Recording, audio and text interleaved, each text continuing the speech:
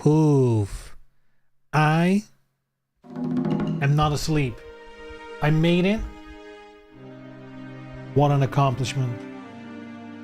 It's the small things, you know. You need to praise yourself. How do you say? Yeah, you need to set small goals so you can very easily succeed at them. Very easily. And that's how you get those wins in the pocket. Who cares about doing well if turning up is your goal? You've already won right at the start. Easy. Easy. How are we doing today?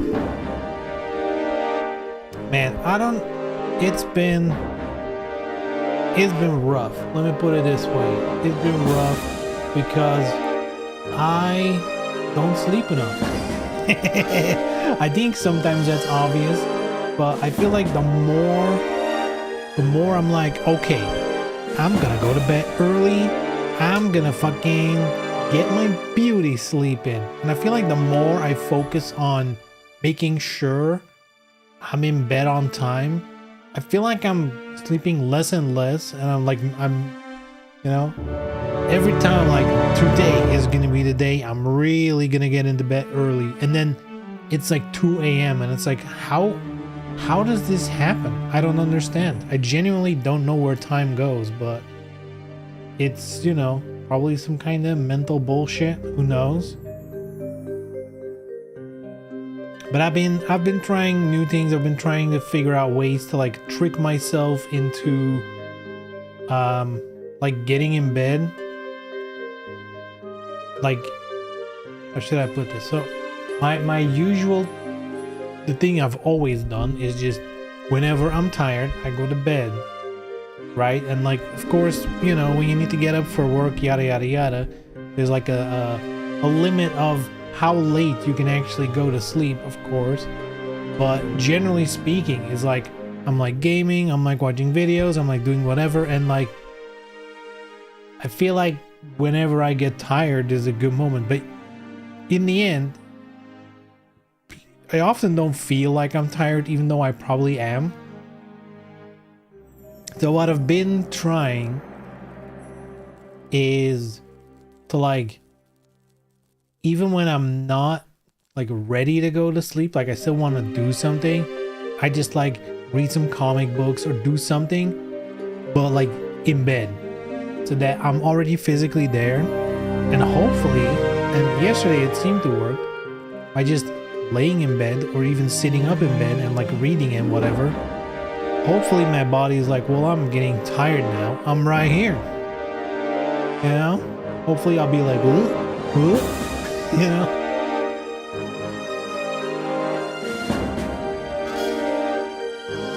But it's like one of those things where I've been struggling with that for so long, and I really need to fix it. The last time, like, man, on average, like the average working day, I sleep like 5 hours. It's not enough. Like, I'm really starting to feel it. And this is a thing I've been struggling with literally for years. So it's kind of a miracle that only now I'm really like, okay, it is starting to hinder, you know, like, you could say it's age, but let's be real, falling asleep at like 8 p.m. when, you know, you've had like a very normal like office work day, like, sure, it's tiring in some way, but it shouldn't be, you know, it shouldn't be like that. And I feel like the obvious solution is sleep more than 5 hours. Now, if I sleep like 7 hours every day and I still fall asleep at like, you know, 7 or 8 p.m., I guess I'm old then, right? But yeah, it's one of those things where that's the annoying part about it. Generally speaking, I feel fine, you know? Like, if I sleep 5 hours, yeah, it sucks in the morning, and there's times throughout the day where like your energy level dips and you're like, you can feel you're kind of running on fumes. But generally speaking, like, at some point you get used to it as well. So it's it's kind of like something that in a way sneaks up on you. I guess it's like smoking, you know, like you know it's bad, but day to day you don't notice the negative effects building up necessarily. And it's only when, you know, like the bucket overruns, you're like, well, how did this happen, when the whole time you've been filling a bucket.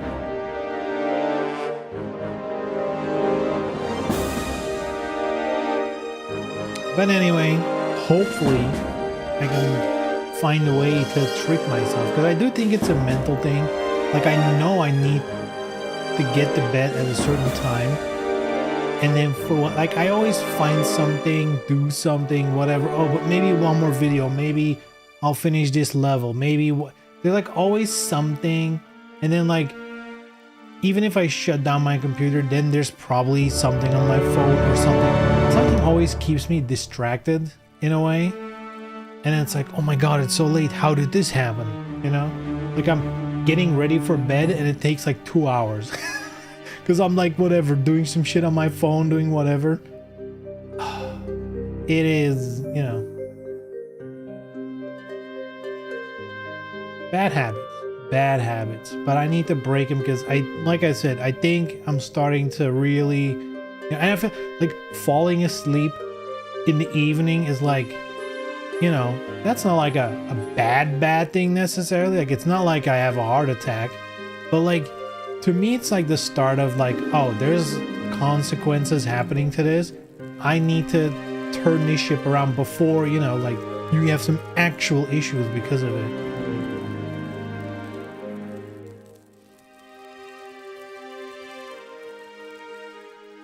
Yeah, what's up, Kame?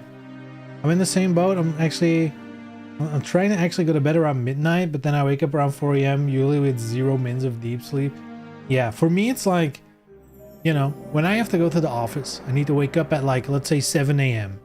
because I need to be in my car at like 8 a.m. to make it to work at 9 a.m. And in my head, I'm like, so, you know, like, the last call for falling asleep would be 1 a.m. because then I have 6 hours of sleep, which is already coping, right? You need more, but that's already coping. Like, well, 6 is the minimum, right? But then for whatever reason, I'm like, okay, it's midnight. I have an hour until the deadline of that's when you actually need to be in bed. Let me shut down my computer. Let me get ready for bed. And before I know it, it's like almost 2 a.m. and I'm like, how the fuck did this happen? Like, sometimes I'm like genuinely surprised by myself when I look at the time and I'm like, what the fuck did I actually do this last hour? Like, what happened? And it's not like I'm blacking out, right? But it's like time just went into some kind of void abyss shit. I don't know. Because the thing is, when I do fall asleep, I sleep deep. Like, I don't have trouble with the actual sleeping. I generally like don't wake up at night or anything. It's just getting in the fucking bed, for whatever reason, is such an issue for me. Like, just getting to it. I have read there's like some shit about like there's like a fancy word for it, but it's like the concept of like when you mentally feel like you didn't have enough time to do whatever you want to do in the day. You know, you feel like you have some task, hobbies, whatever, that you wanted to get to but didn't get to, that your brain kind of like postpones your sleep trying to fit it all in. And it's like, what did they call it again? Like some kind of something with revenge, procrastination, something along those lines, where it's basically like, yeah, you're trying to fit in more time in the day because you feel like, you know, during the day, because work, you know, shit around the house, whatever, you know, tasks you need to do, that you don't feel like you've gotten to what you want to do, and then you kind of like push sleep away for whatever reason. You're kind of like procrastinating your sleep to catch up with your hobby or whatever free time, if you will.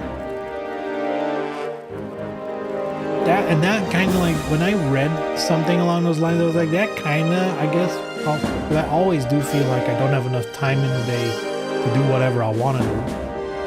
But you never have, you know. I don't think there's many people who like on their deathbed are like, man, you know, I had plenty of time. I feel like I had too much. It's like, no, I think most people are like, you know, I guess unless you're like really sick and you're just tired of it, but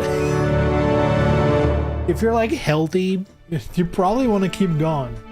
I feel like, yeah, reading in bed is one of those things where I think it came to me recently when, you know, like actually just during the weekend. It wasn't even like trying to get to bed early.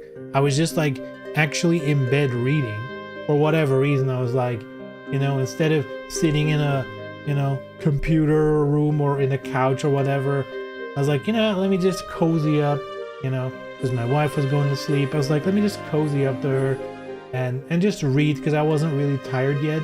And like within half the hour, I was like nodding. I had like the tablet in my hand and I was like suddenly like boop, my head on the tablet. I was like, wait, what? I was just nodding off, and then it hit me like, hey, I could just, because, you know, I do need to catch up with like reading my comic books. I'm behind on like the current ones, so I have been doing an effort to catch up on that. I was like, dude, this is the perfect combination, right?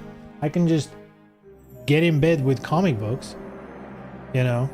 Worst case, I'm reading, but I'm like physically resting at least, so that's got to help something, I guess, at the very least. But best case, I'll just be falling asleep and getting tired, and you're already in the bed, so you can just, you know. The only thing that sucks is it's like sitting up to read in bed kind of sucks.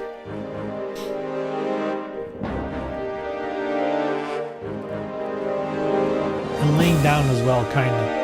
I feel like there's no real good way of doing it. I guess unless you can lay down as if you were sleeping and then have like one of those tablet holders, you know? Because here's the thing though, like I could read the physical books,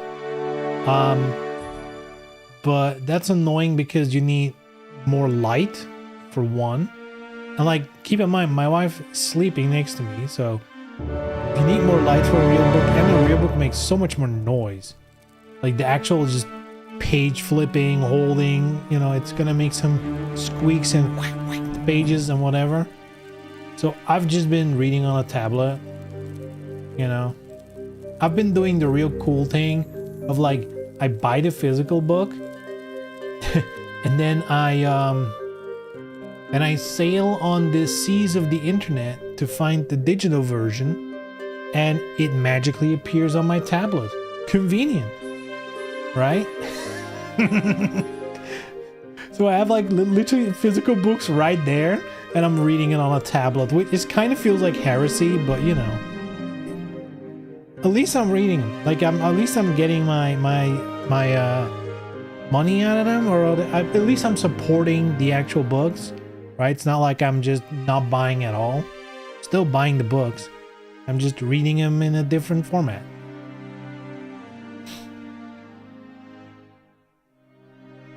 Crazy. Yeah. Anyway, gaming. I want to talk about some shit because I've been reading today. A lot of people seem to be talking about this. You might think to yourself, what the fuck is this? High Guard? I've never heard of it. And you would be forgiven because this game, the only time anyone has ever heard from this game was this year at the Game Awards. This game had the final trailer. It was the final trailer of the entire Game Awards. We've never heard of this game. They're like, here's some fucking generic shooter ass shit, the most generic shit you've ever seen in your life. Boom. And then Nobody has heard from this game since, and it's releasing like next week. To me, this is fascinating. This is fascinating on so many levels because, one, what the fuck do you mean? It's releasing next week and they're not doing any marketing other than being the final trailer of the Game Awards and supposedly Jeff Keighley saying, oh, I like this so much, I gave him the last spot of the show, which I'm sure some companies like your Resident Evils or whatever big companies with like big reveals, I'm sure they'd pay literal millions for.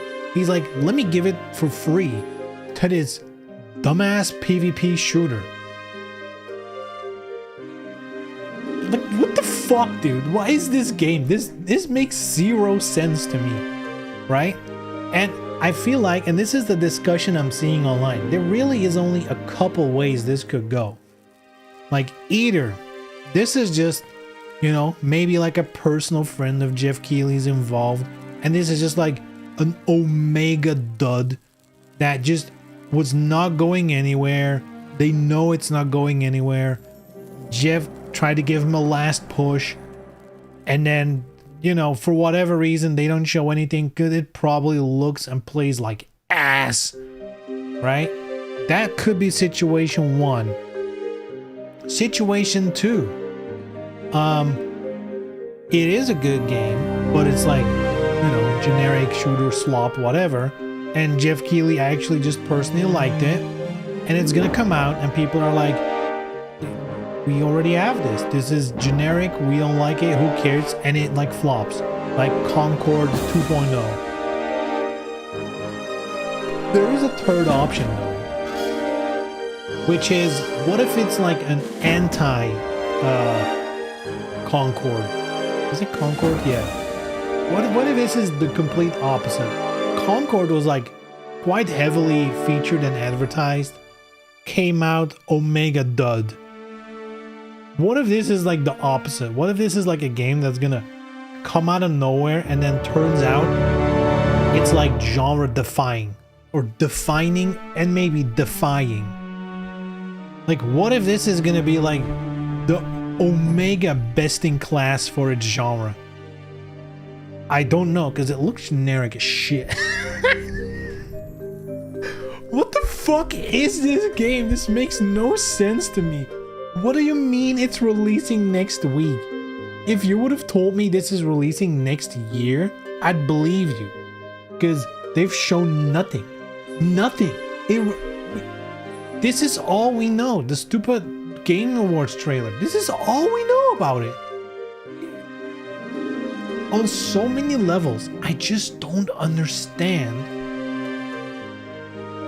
how. Just at least tweet, like do anything. Screenshots, wallpaper, I don't care. But nothing is crazy to me. Are they just riding on this? Are they just trying to get away with like what we made Apex Legends and Titanfall? Or I guess some of the people did, because it is a new studio. I don't think it's the same studio. A PvP raid shooter. What does that even mean? Raid shooter? Is it like Destiny 2 but PvP? Is that like a raid shooter? Right fight and raid is warnings. Look, this is the whole website. There is nothing.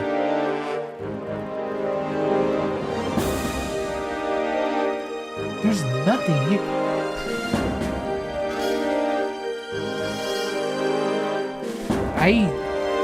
This is a baffling situation. Hold on.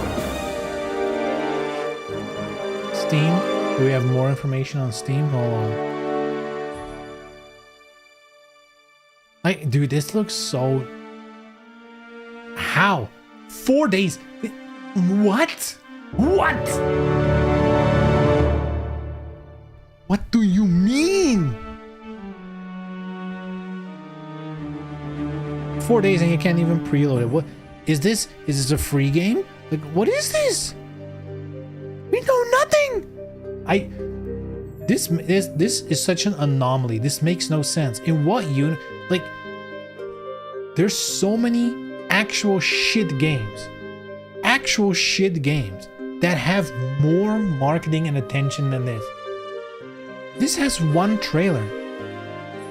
At the end of the this makes no sense at all. It's free to play. I don't know. Did they say that? I don't know.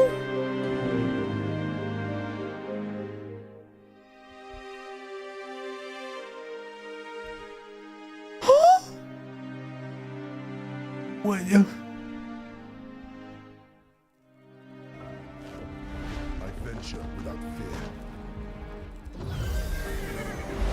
and ride without rest. Is there like any?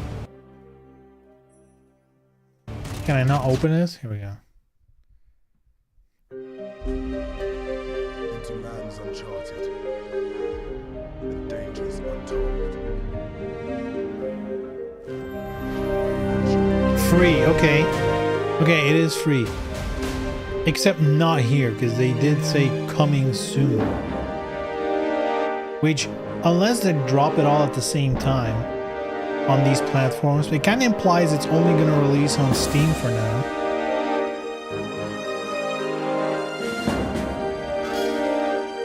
Damn, what's it?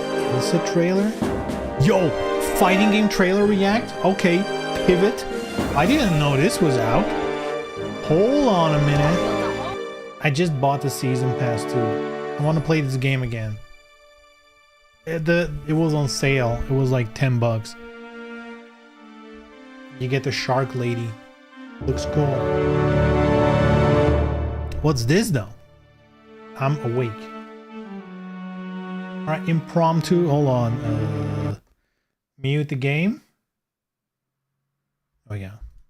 Whole new set of drills to bust your Ilsa? ass. Get ready for your worst nightmare. Bring it. Damn, she looks like one of those horse girls At attention, from that horse maggots. girl game. You're gonna learn today. Think our best makes you invincible? What? Big scythe ain't cutting it? More where that came from. I want to see some grit. That it feels so similar to another Come for character. the jugular. I'm ready. This is it. Good. You're finally shaping up to be a real soldier. Who said you could rest? On your feet, you big baby. Been itching to show a lowlife like you some hospitality. Get ready to kiss the ground. Who's next? La-dee-da, you fancy snowflake. Careful now. I'll melt your candy ass! That all? Candy ass? Oh, Pathetic. shit. On your feet! Fighting Where's word, your huh? backbone? Oh, nice spirit. I'll take it. Truck girl. My drills aren't for little piss babies. You smell that? It's a whole shit storm. Back to the cesspit with you! Knife it!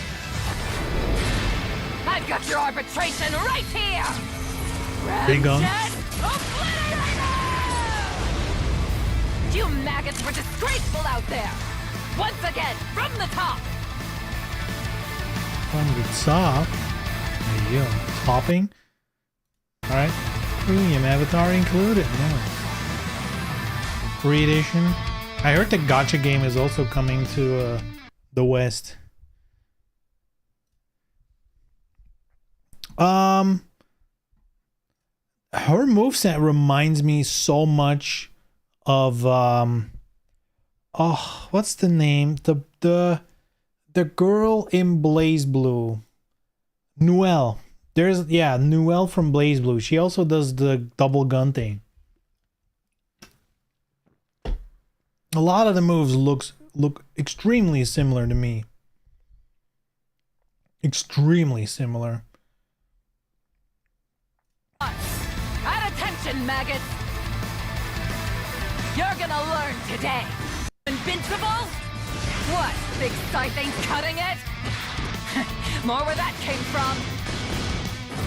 I don't know what to think of. Like, anime games do this a lot, where like dual guns is the weapon, but then they do so much like melee hitting people with the guns, which I get it. It's a fighting game. You can't only do ranged attacks. Man, does it look silly. So come for the jugular. And they're like, yeah, but look at the little explosion ball happening. You're finally shaping up to be a She's real just soldier. close range shooting. Who said you could rest? On your feet, you big baby. Been itching to show a lowlife like you. Oh yeah, some fight, big hospitality. baby. Get ready to kiss the ground. Who's next? They did her best. Done. I mean, I'm not gonna play it in English though.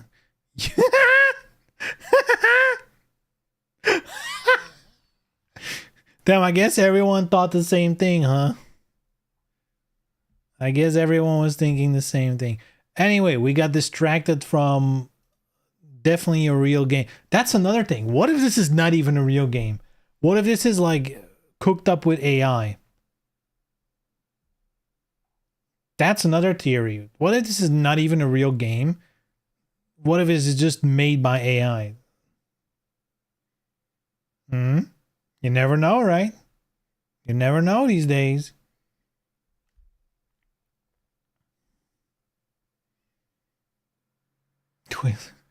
Again, I don't care about the game either way. To me, it's just like a perplexing, like, how does this happen? How does a game get the top slot in like one of the few gaming shows left, and then just be visually so generic as fuck? And then like nothing, radio silence basically until release. Now people have been doing some digging. I've seen people looking at like the Steam database stuff. They have been pushing new versions, they have been changing stuff, so it's not like they're not working on this game anymore. Something is happening behind the scenes. Hold on, let me put on some music. But it's like, huh? Makes no sense. Like a lot of money to pay for the Prime TJ spot when just to not have a product, right? Unless Jeff is telling the truth and he's like, this game looked so sick, I gave it for free. Which, come on, Jeff. I feel like it's not even a believable lie. Like, I'm sorry. The primo top spot of the show you do once a year, filled to the brim with ads. It's like, you know, did he say that? He did say that. He said that on Twitter. He's like, I just liked the game that much that I gave him the spot for free. No, you didn't. What do you mean? Of course you fucking didn't. If anything, the Game Awards, I think, is probably at this point the biggest like review show left, right? There's some stuff happening in the summer, maybe Gamescom, but I think the Game Awards draws the most audience. I think at this point by a lot, which means the final slot of that show is like the primo slot for game trailers. Once per year for free, no shot. The game, if that's true, that means the Game Awards on its own makes so much fucking money, he doesn't care. That's the thing. That's the only other explanation. Maybe he earns so much off ads already from this shit that he's like, who cares?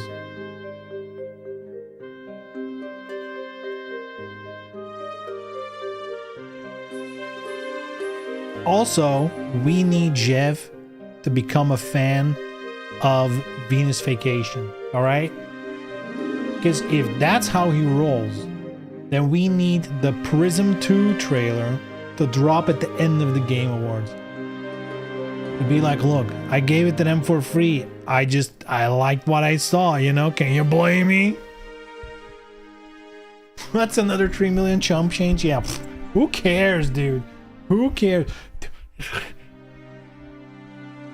And like, if that's all true, that means of all the games Jeff has seen, both almost coming out, deep in development, yada yada yada, High Guard is the thing he saw and was like, hot damn, what is this? This is the game? So to that point, by the way, that line of thinking got some people right. Wait, what if this is like an Omega sleeper hit? What if this is an actual Omega sleeper hit? You know? What if they just had the worst marketing ever? And Jeff like played the game or something. He was like, what the fuck? This is sick.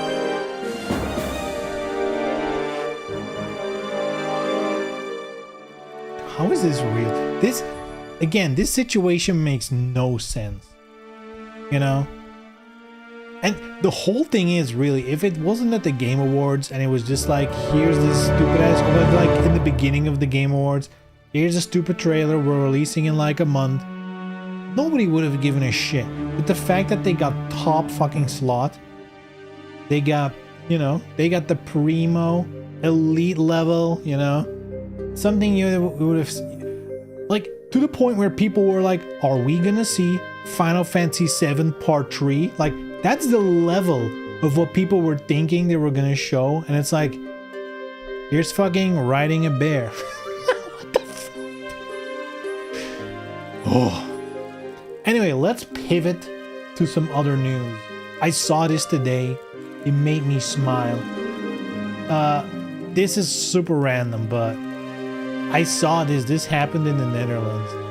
They caught LSD stamps, like LSD papers, and they made them like Pokemon cards to try and evade, to like like you know, there's an issue with Pokemon trading cards if drug dealers are like, you know what we should do? We should hide our drugs on Pokemon cards, or make our drugs look like Pokemon cards. Like, what the fuck, dude? This is so funny. Like, the details don't even matter. The idea alone, that caught me off guard so much. I read the headline, I was like, there is no way this is as it sounds. And you know what? It was exactly as it sounds. Printed to resemble Pokemon cards. Dude. That is crazy. Anyway, that was like, you know, thought that was an interesting thing. I was also watching this. The Cyberpunk trading card game. They revealed that a while ago, like a couple weeks, a month, whatever ago, or even longer ago. I don't know. And they did like one of those live streams that they do for Cyberpunk, but then they showed off the card game. I was in the middle of looking at it.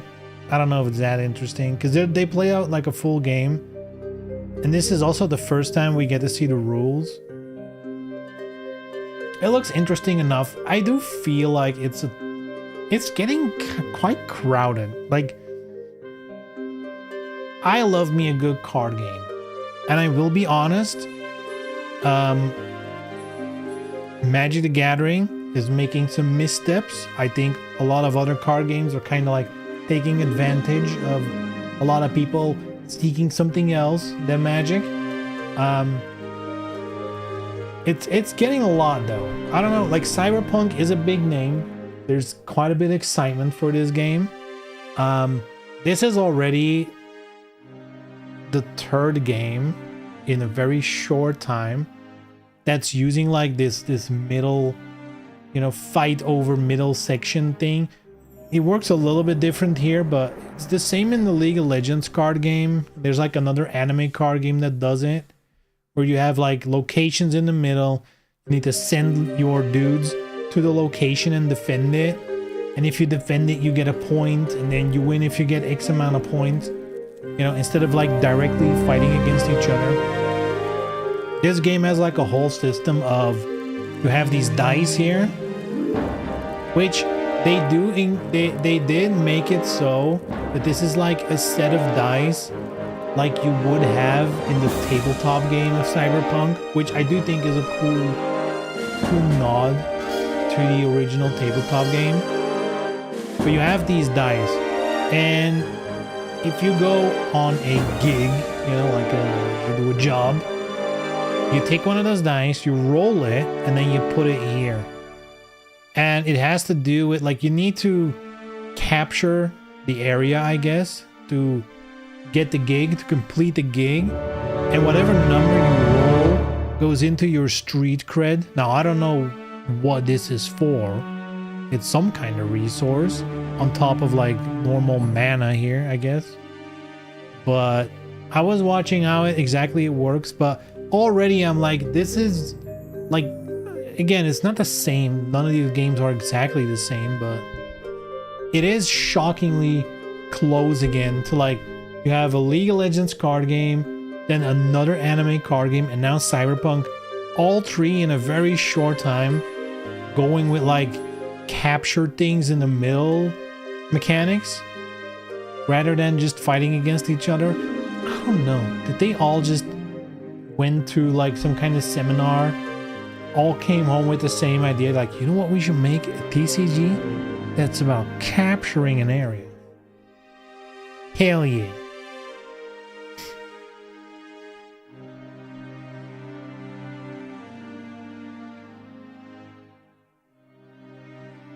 When do you take them away, though? That's what I want to know. Or do they always stay there? Do you ever remove them? I don't think dice are getting removed. Wait. So they just stay there?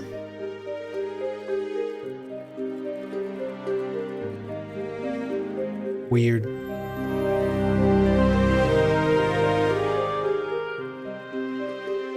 I think I'll watch it later though. Not today. This is not a today thing, I think. It's like fucking 2 hours long. Like, I'm interested, but not that interested. This is like tomorrow at work, you know, when I'm doing some brain dead task. That's when I'll push play on this, you know, and watch it through. Now the thing is, I don't play any of those capture the middle games yet. I don't play the League of Legends thing. I don't play the other anime one. I think it's called Echoes of something. I don't play any of those. So, you know what? With TCGs, it's always the same thing, right? Will people adopt it? That's the thing. No matter how good a game is, if at your local store nobody's playing, it might as well not exist for you. Unless you have a place to play it, or at least a place to buy it and play it with friends, like at home. If that doesn't exist, the game might as well not exist. You know, it's kind of it's a double-edged sword for sure, because you need people to buy it and play it, to introduce it to stores, to get new people in. There's like a whole, you know, there's like a whole community building aspect to it, but there's only so many games people can buy, you know. I think that's probably the biggest issue with trading card games. You only have money for so many of these. I don't know, this one's quite a while out. I think they're doing like an initial, for the first set, they're doing like a Kickstarter, which launches in March, I believe. So by the time this is available in people's hands, I think we're looking at least the end of the year. So it'll take a while. But we can kind of see by then how League of Legends thing's doing, how other card games in general are doing. Who knows how the market is gonna look. It is a weird time though. You know, as someone who's been playing trading cards for a long time, it is a very weird space now. Because for the longest time, there really were only a couple of games that just They just took all the attention. They took everything.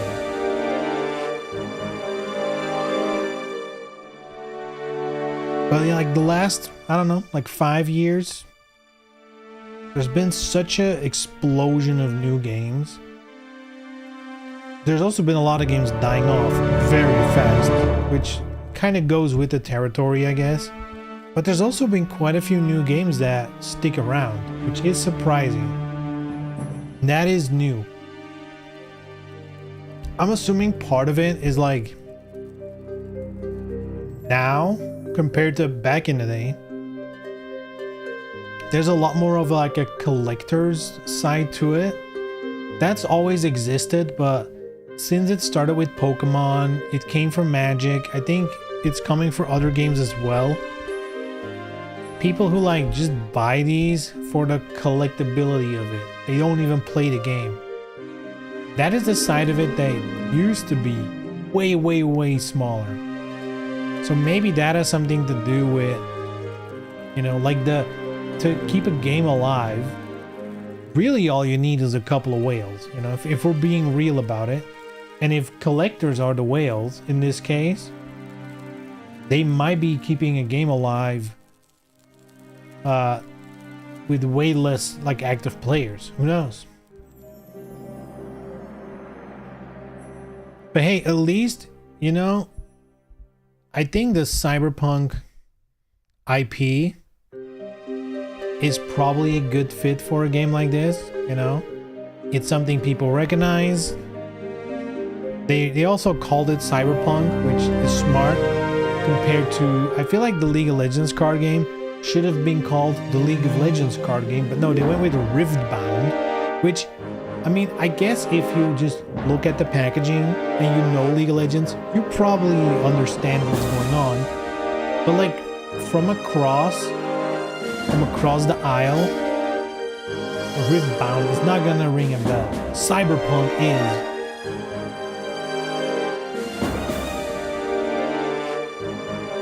I don't know. We'll see.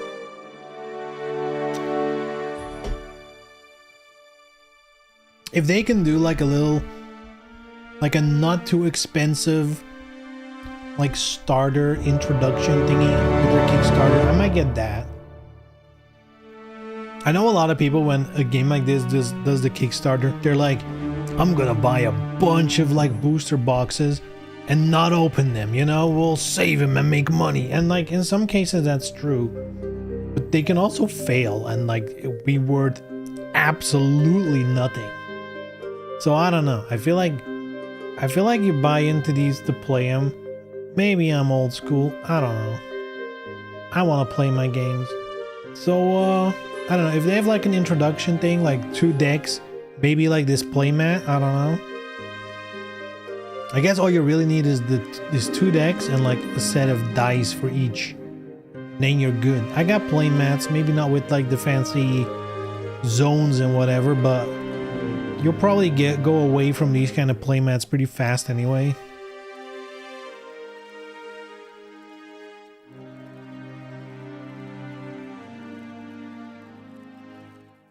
I guess at least this introduction game looks fairly simple. Like I'm not seeing a lot of crazy different amount of cards. It seems pretty straightforward. Units here, you have your character cards here, and resources. Your dice, your gigs go here. Was that with us? So we talk, proposing victory. Almost. You get to. Oh, Finish. Floor.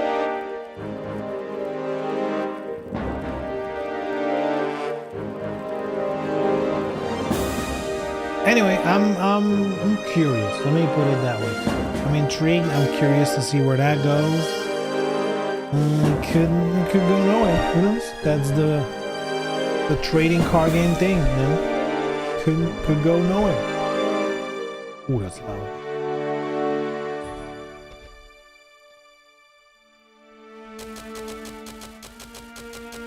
Lost Library. Ooh, Lost Library. I remember where we were. Ooh, this is a cool area.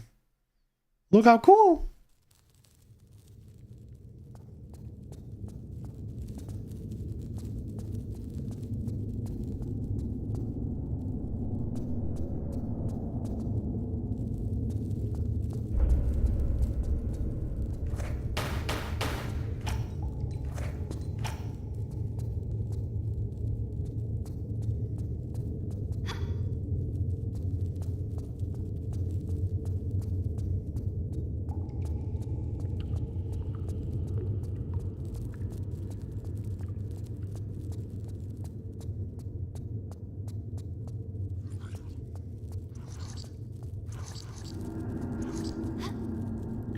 help?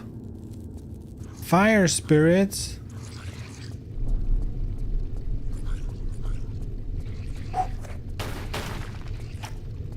I need some of those statues. At least we got water to get rid of the fire. Unless there is no statue to absorb them. Might be here. Right next to it, no.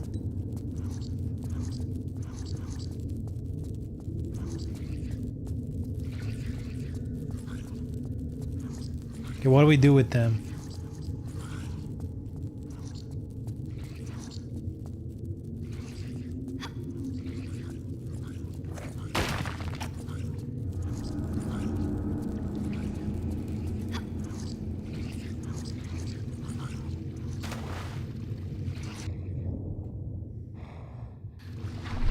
Did they die in the water?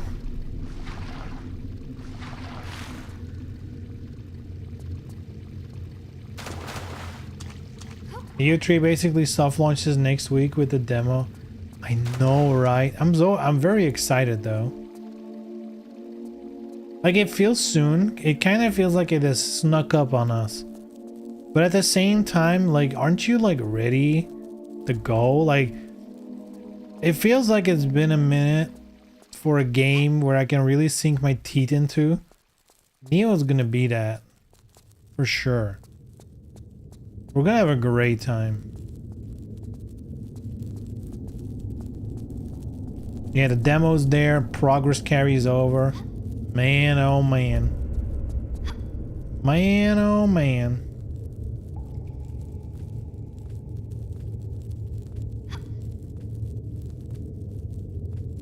It's been so long since the previous demo, but I remember really liking it.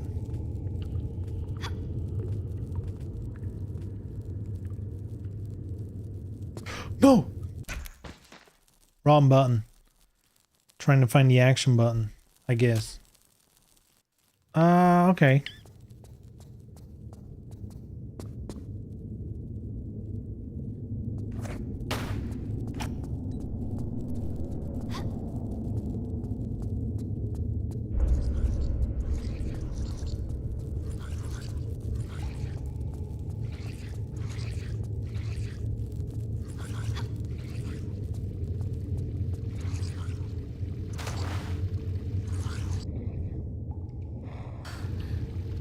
Legit not played anything this whole month? That's crazy.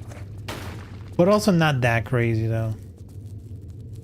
Like if you're not like, if you don't have like a huge backlog like I do, you know, what's been new? Nothing really, I guess.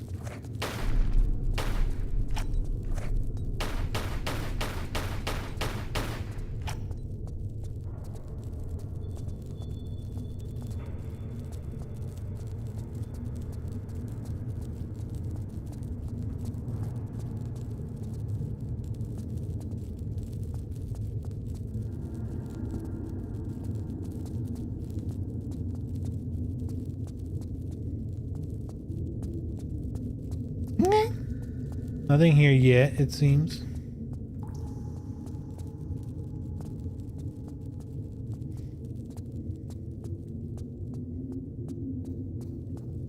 Dude, don't worry.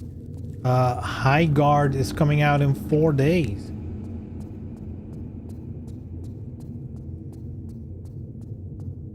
You won't even know when to stop.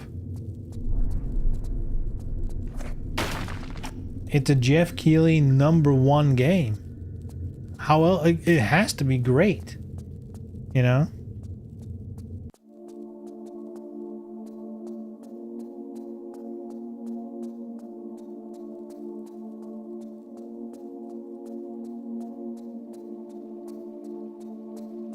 No.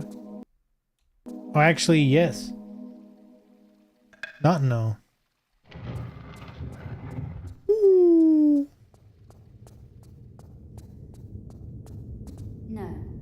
I think we need more.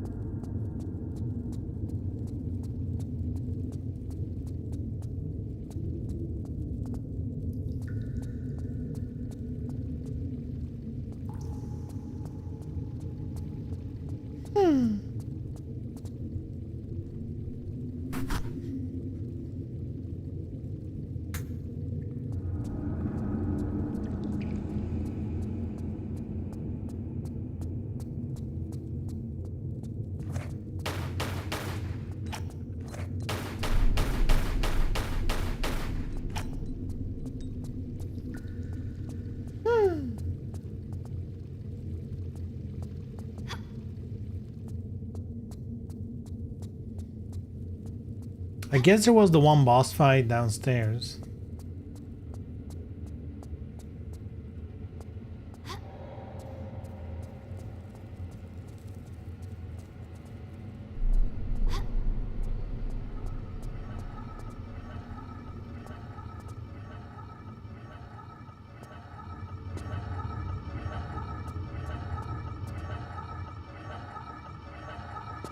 Oh no. Actually, perfect run. Let's go. Oh no.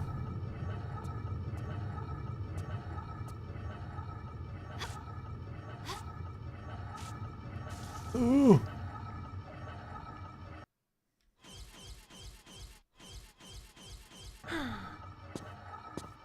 Dude, that was a button to use it. She jumps.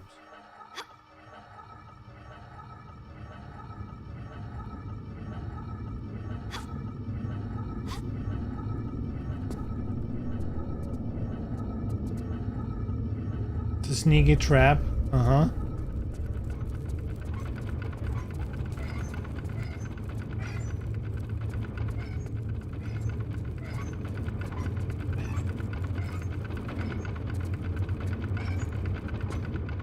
Oh! I forgot about this.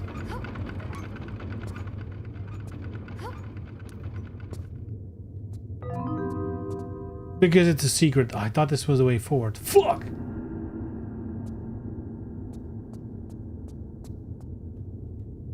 You have to have a damage boost? What? We?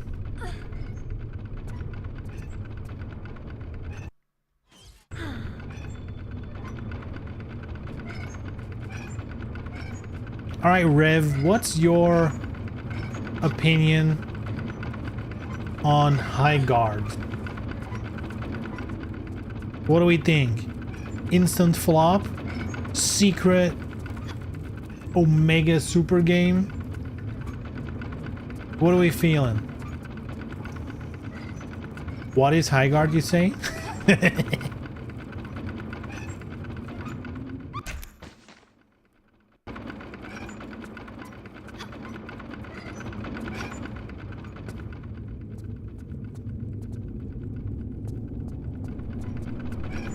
Blocking eye is usually good, but you have to watch your ankles. Imagine if they put out a fake AI trailer and it's actually a fighting game. Wouldn't that be crazy?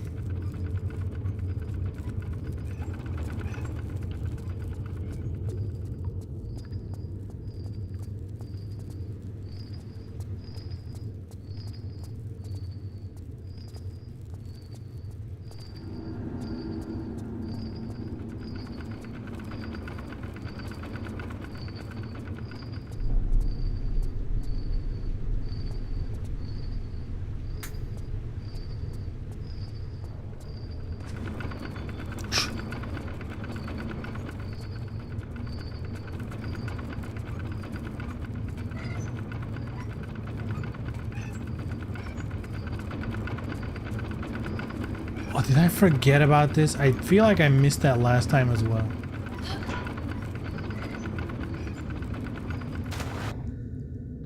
I was like, why did she not grab? It's water. It's water. I'm gonna do a quickie save, that is. Boop.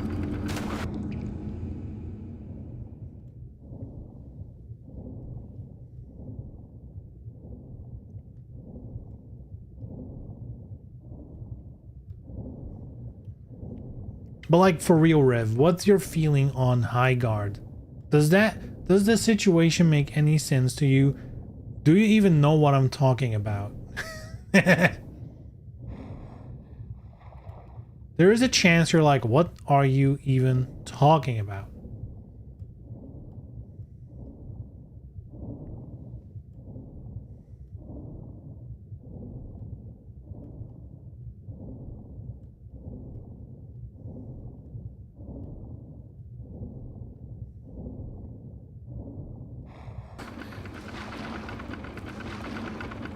Hello?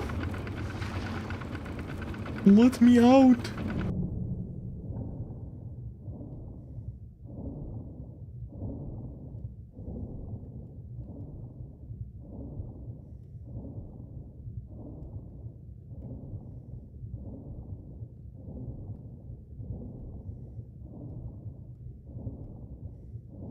Every way I go,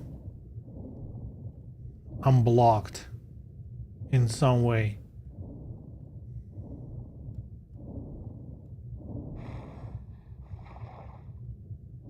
I'm not allowed to continue.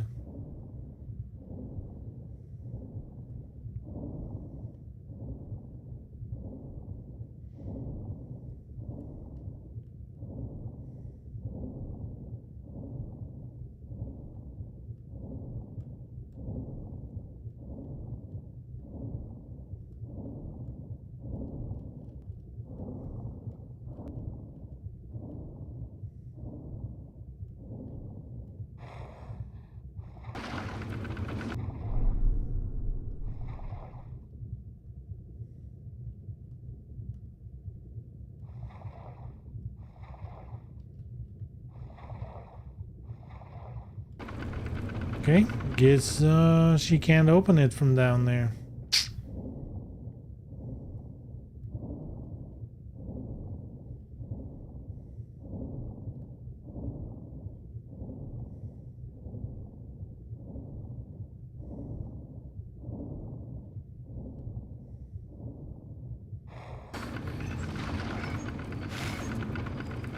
Alright, so another whole bunch of nothing.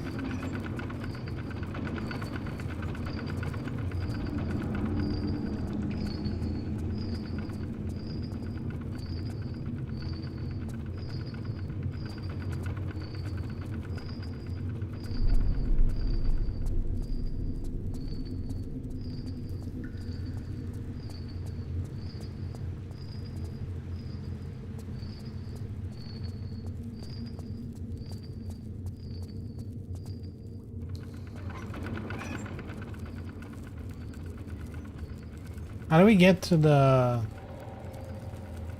boss fight, the enemigo? That here? Must be, right?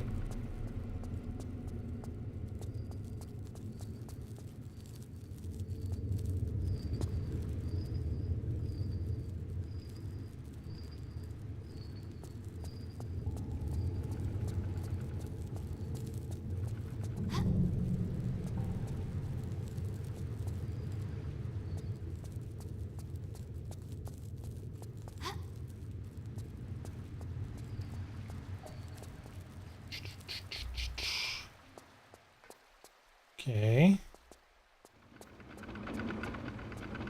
Beautiful. Okay, downstairs then. No. No. I say no.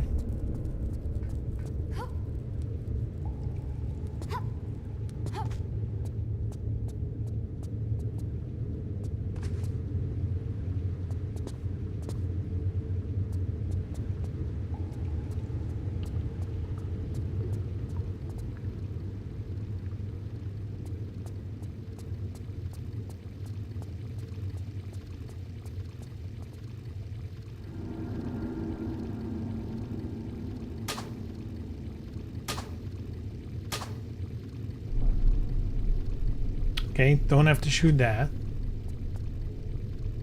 I thought there was a trick to it, but I'm not sure anymore.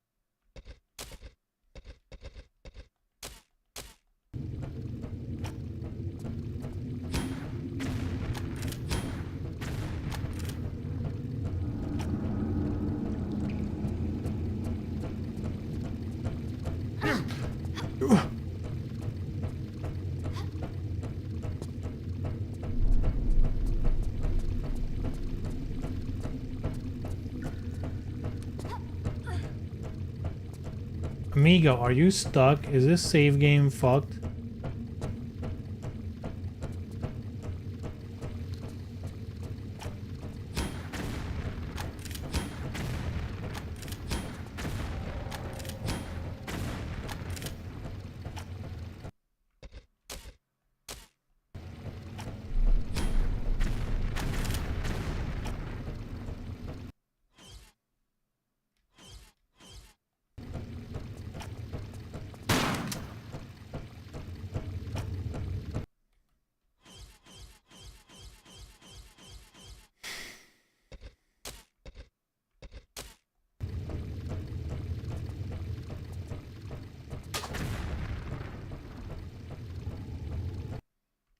Poison, maybe?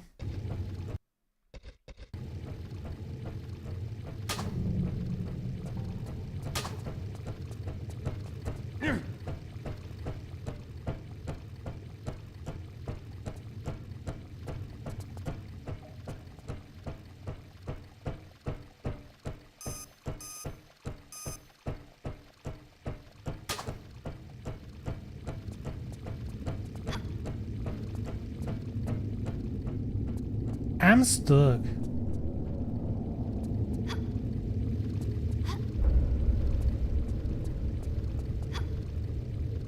Not only am I stuck, I think he's stuck as well.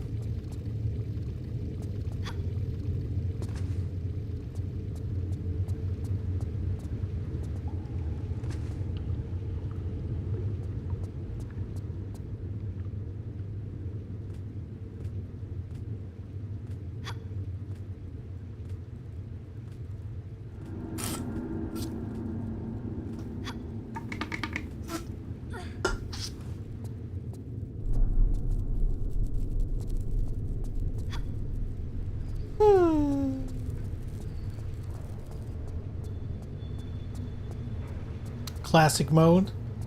Let's see if I'm missing any interactables. Yes! Showtime! That's what classic mode is for.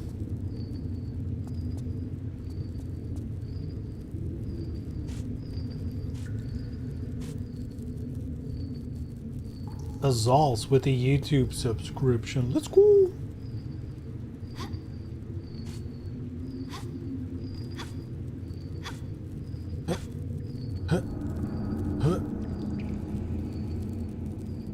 I don't know if I should keep those alerts because you never know.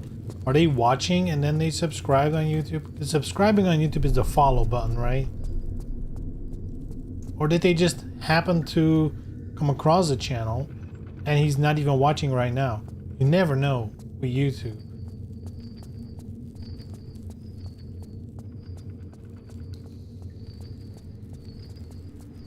Wait, did we do the other chains? Hold on a minute. Hold up.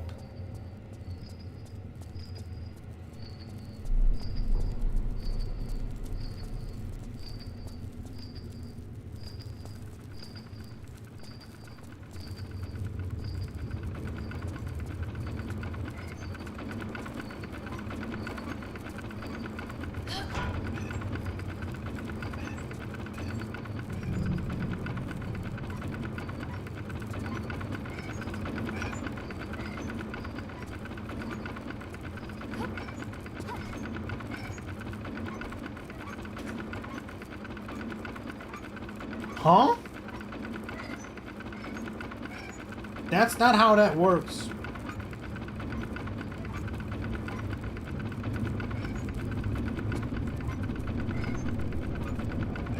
Huh?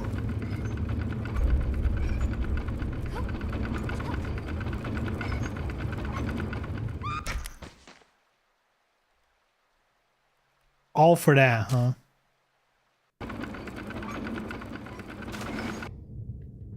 Okay, so now this is open both ways. Why? What does it do? What does it do? Doobie doobie doo.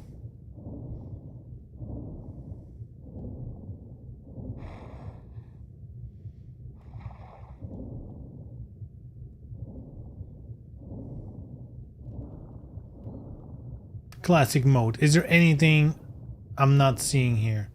A switch.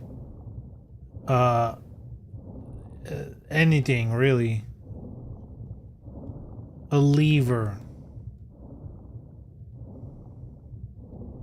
Lever.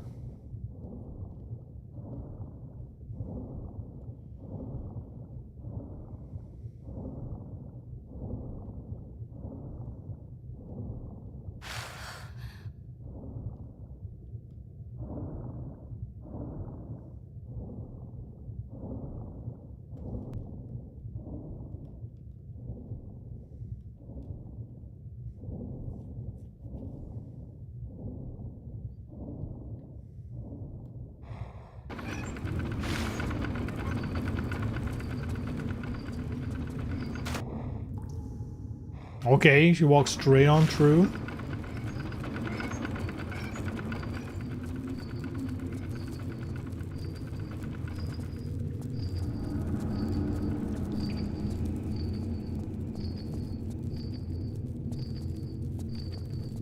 Man, did you guys see about the Cyberpunk mod? The dude that was selling a mod, and then CD Projekt Red was like, you can't do that. And he's like, fuck you. And they're like, well, get DMCA'd, bitch.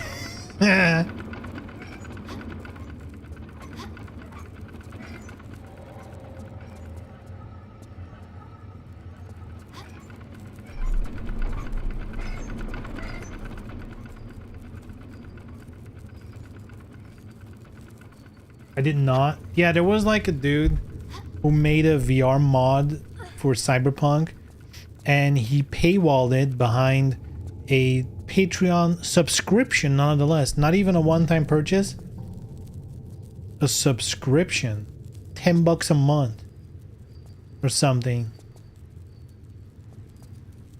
To use a VR mod. By the way, just the visuals, right? He didn't like do hand stuff or whatever. It's just a conversion, which, you know, as a lot of people online commented, there's a free mod. Like there's already a free application to do that. And he just like, yeah, but I made it custom and buy it, please. And then the joke is, he kind of came out thinking like, oh, I'm gonna be like the poor, downtrodden, you know, poor small developer trying to make something cool, and the big company pew, pew, pew, came after me, right? Then CD Projekt Red came back and they're like, look, we messaged him privately and we said, you know, you're using our game, our IP and whatever to make money on your Patreon. That's not okay. So either release the mod for free or we will DMCA you. And he's like, fuck you.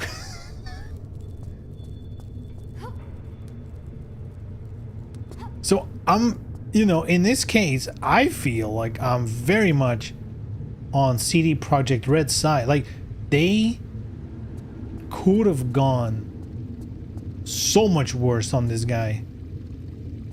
They could have fucked him over if they wanted to. They've been so nice to him.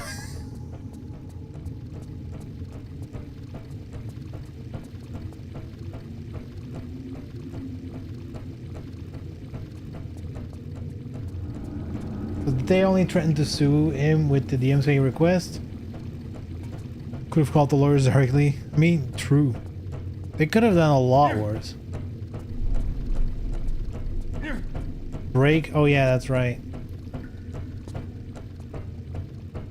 Very important. Come on, horseman. Horseman? What are we doing here, horseman? Need light? Got light. How do we beat him? What do we do? I think there was a trick to it, but I also think you need him to run, and I think the game's bugged. Thought it was you need to hit this or something. I don't remember. It's been a minute. Let's load and save. Not save. Break time. Boom. Break time. Break time. All right, be right back.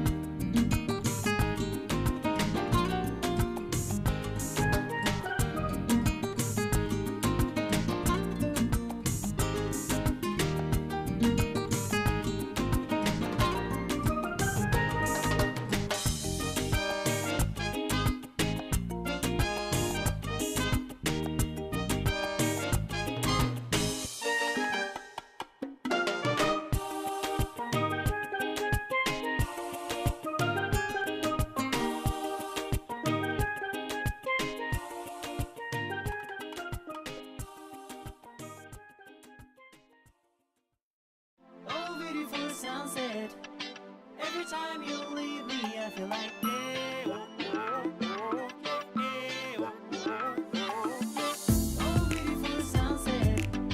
Every time you leave me, I feel like eh, oh, oh, eh, oh, oh.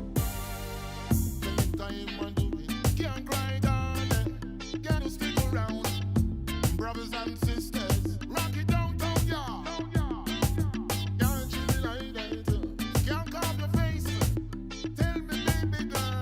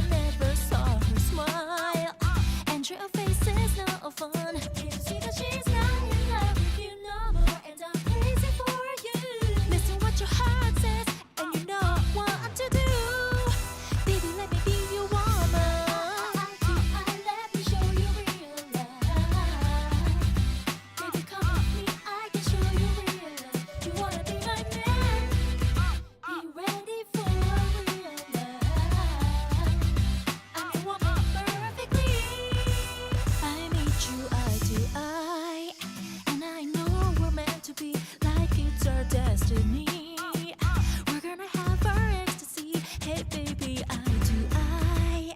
Can you lead me to your kiss? I'll be your woman, and I want you to be my man. Oh baby, I do I. We are talking silently under a candlelight. Everything is right tonight. Don't you know by now nothing's gonna stop our love, and I'm crazy for you. Follow what our body wants, and we'll know what to do. Wanna be your woman. Let me show you real love. Baby, come with me, I can show you real love. You wanna be my man? Be ready for real love. I'm your woman perfectly.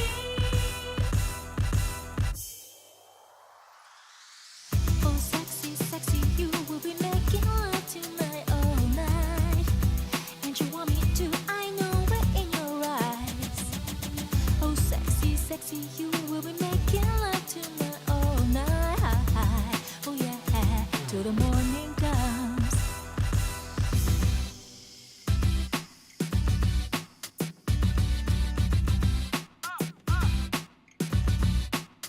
Don't you know by now nothing's gonna stop our love, and I'm crazy for you. Follow what our body wants, and we'll know what to do. Wanna be your woman. Let me show you real love. It's real love.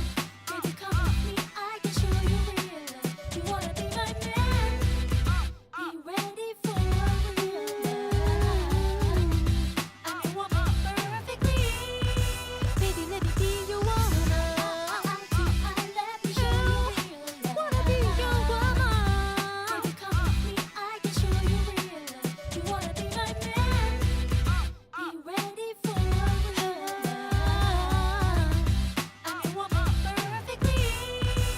I met you eye to eye, and I fell in love with you. There is no reason why. It just happens suddenly.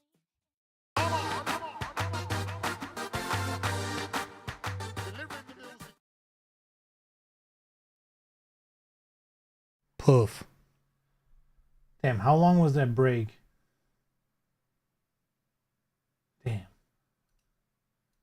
That was long. It was long.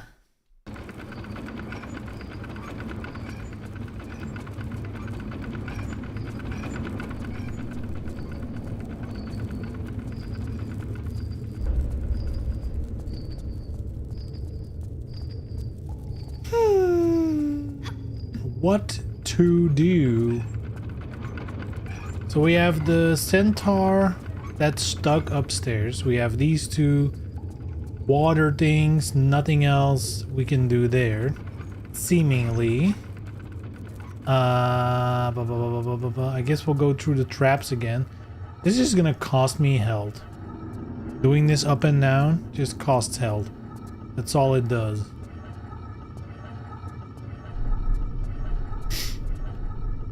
What I'm gonna do, I'm gonna make a save file down here. Save the game. Like an extra one. So if I want to go back here, I can by loading.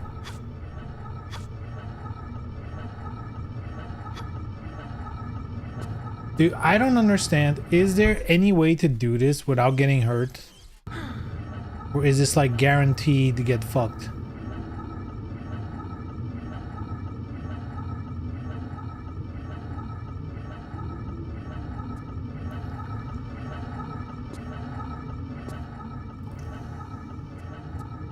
It's gotta be a technique, right?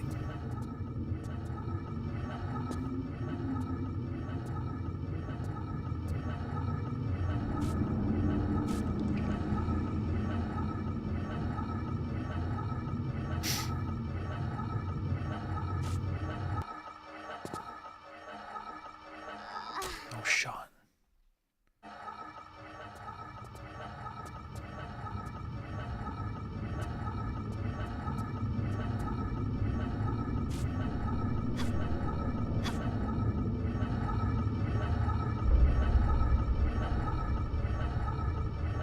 Like, do we think if it's in front of me, that's like the safe position? Like here? No, it's not. That's weird. Why the fuck does that hit me? That makes no sense.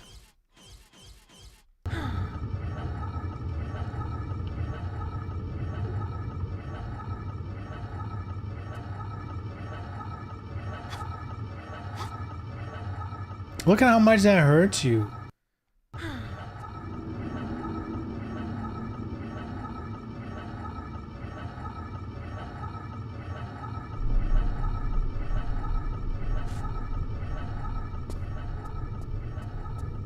Ridiculous.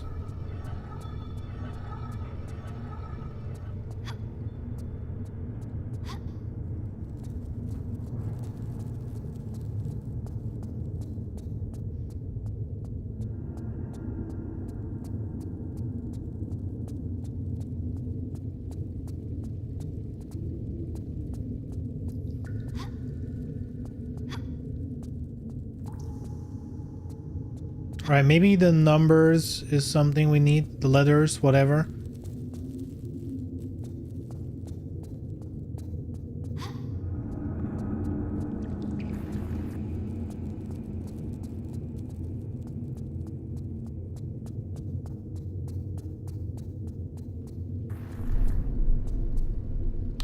What if we have to move this to a position, even though it's not the final position, just getting it somewhere? Maybe that'll do something.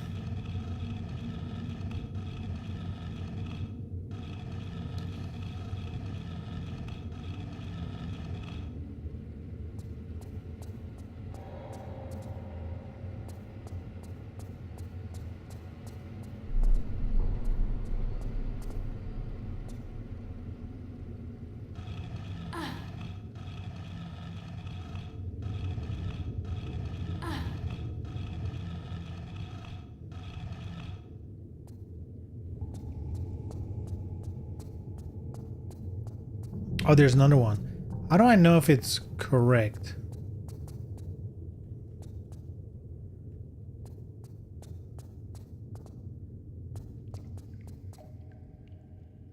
Like, my brain is like, maybe the name on it,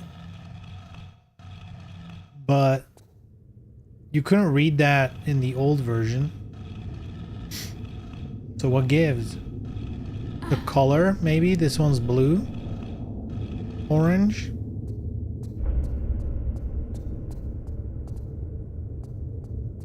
Ceiling is not helping.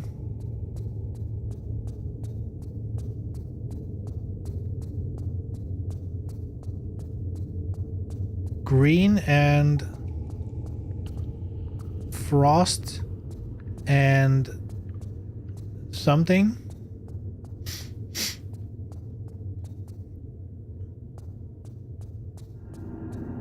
Okay, so green must be Earth.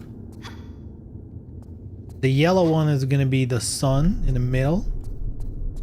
The other ones, I don't know. I'm not a planet guy, so I don't know.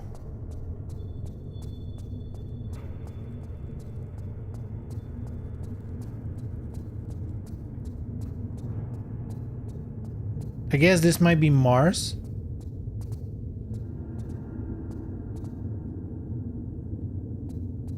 What's like closest to the sun?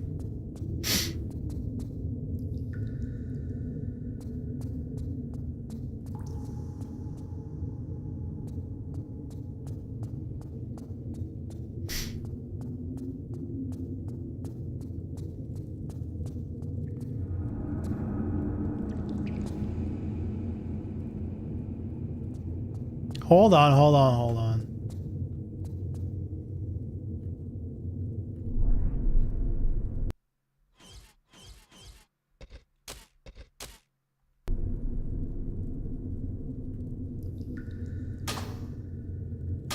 Nothing?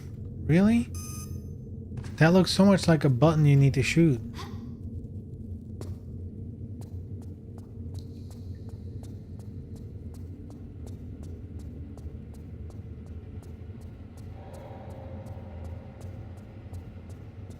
This probably is like Mars. Is Mars this close to the sun?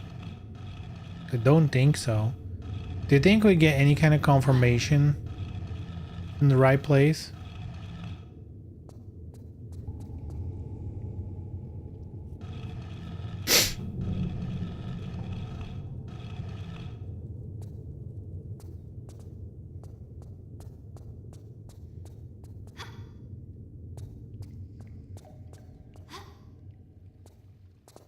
This doesn't seem like it's helping me all that much either.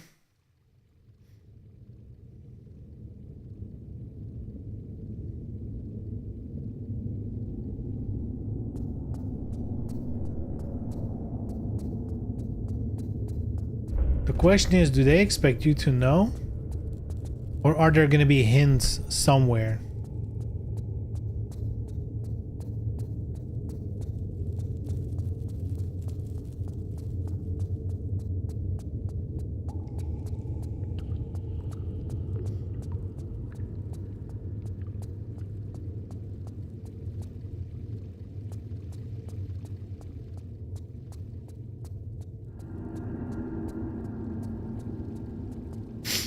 I mean, I guess this is a hint. This is the name of it. And the color, I guess.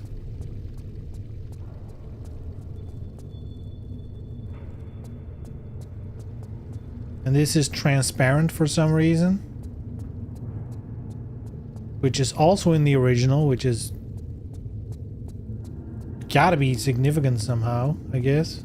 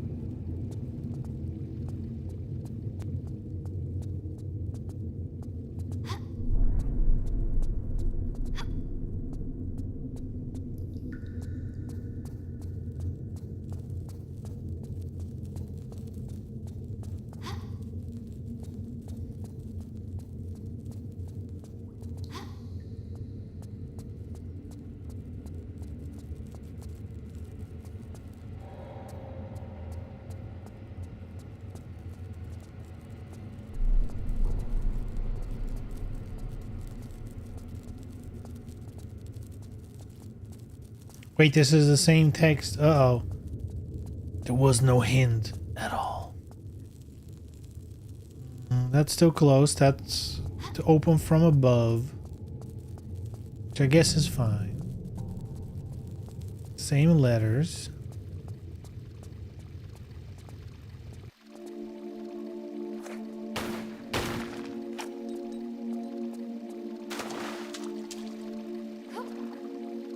Get a little music. Maybe this is relevant somehow.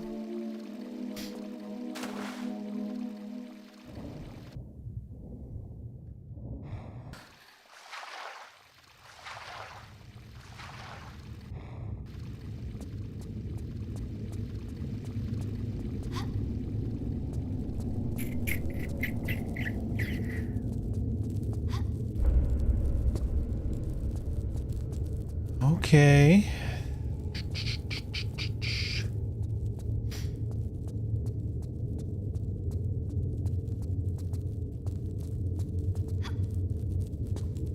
Man, I don't remember this at all. What to do. I know there's gonna be like a point. Like I know upstairs, there's like things I remember. Like upstairs, there's gonna be a part where the floor collapses and stuff. That stuff I remember, but like how to continue from here? No clue. I guess the only thing in my mind that's like an unresolved one is of course the centaur dude, who is seemingly unkillable unless he has like the symbol on his chest, which might be the thing that kills him, but he's like stuck against the wall, so we can't even hit that. This is to leave, though I'm pretty sure this is where I need to be.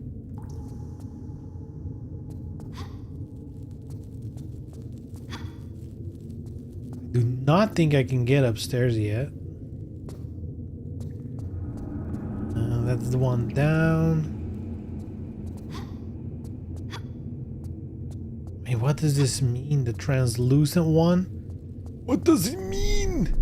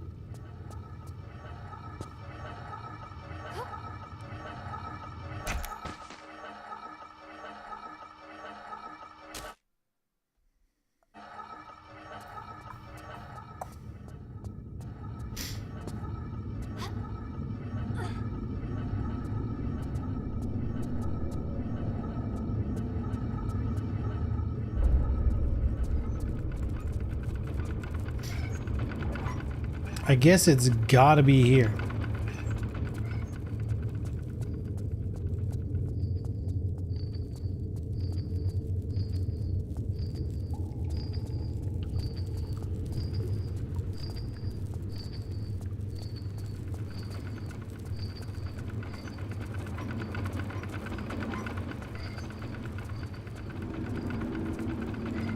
And what's the point of being able to open this if there's nothing to do there?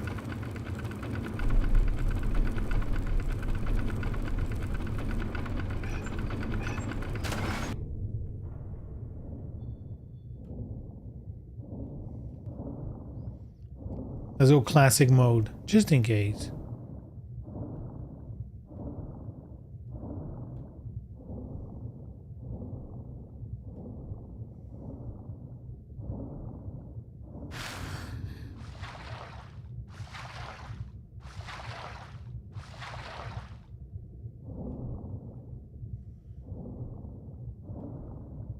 Any switch, anything? No? Come on, there's gotta be something. It's gotta be.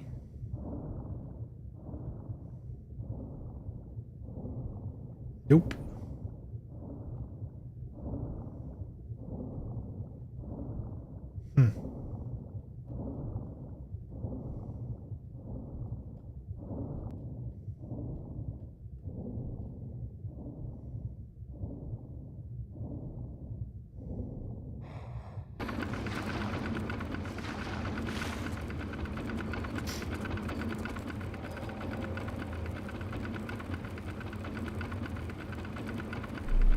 This one stopped, so we need to turn it back on.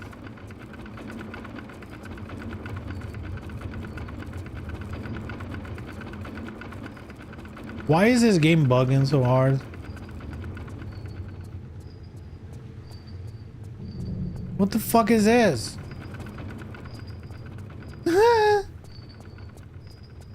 What is happening?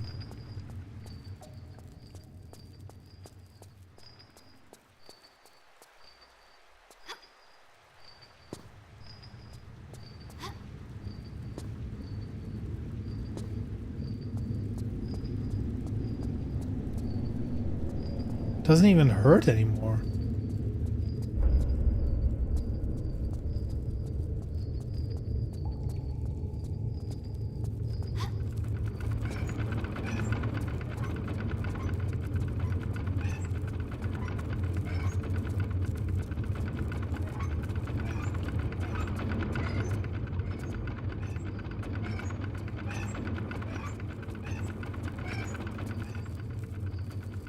I guess we go try and beat the centaur.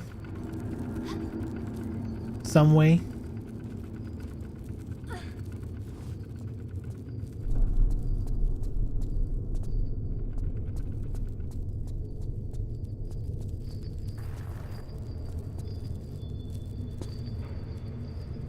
Unless there's something here. But I think, yeah, you need a crystal to get in here.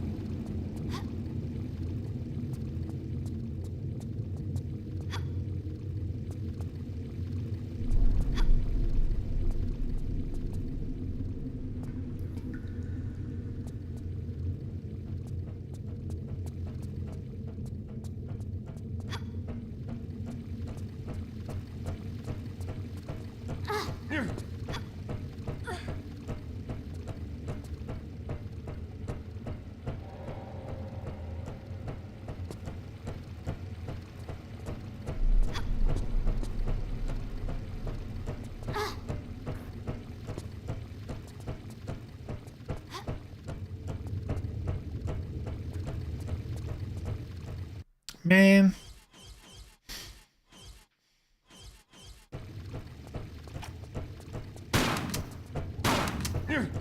What the fuck? Wait, what the fuck? What the fuck? I guess do shoot him in the fucking chest. Hold on.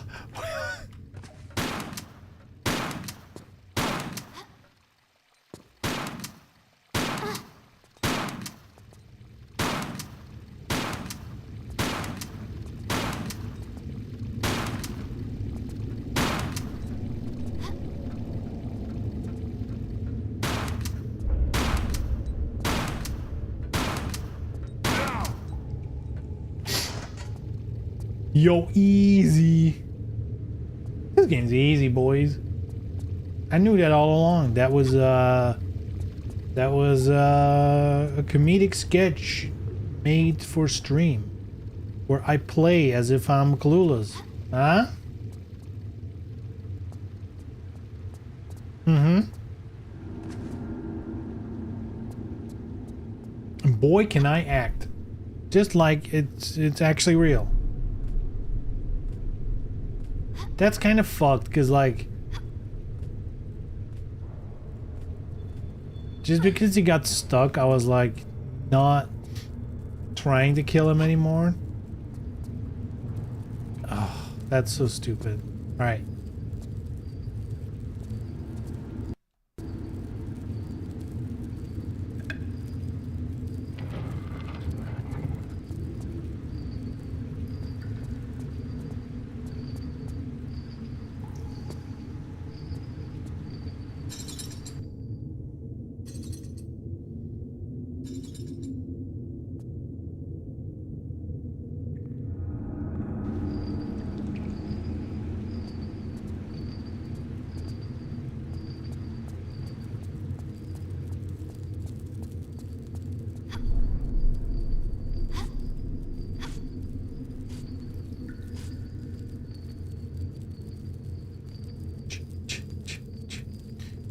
Oop.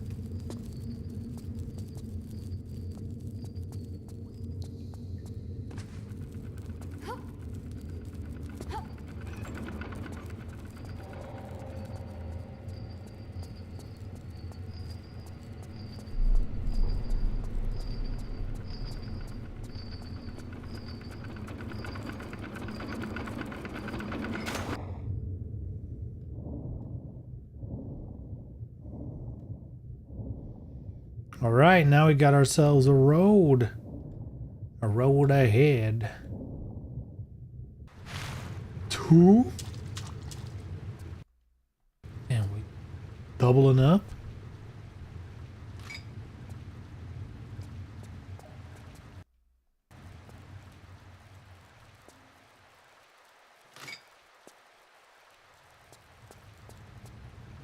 Wait, that means we're still stuck everywhere else.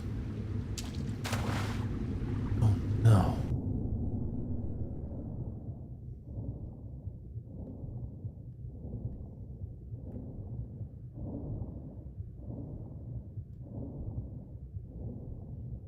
Oh,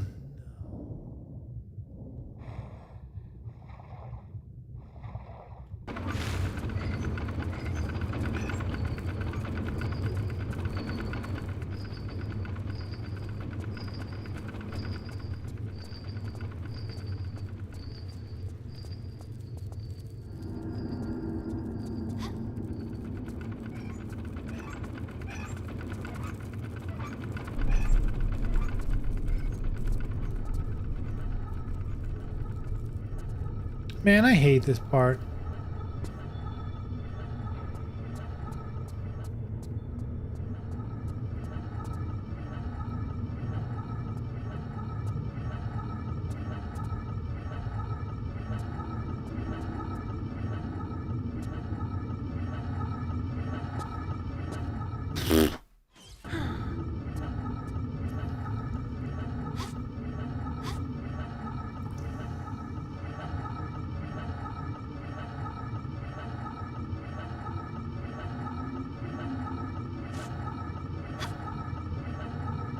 The damage.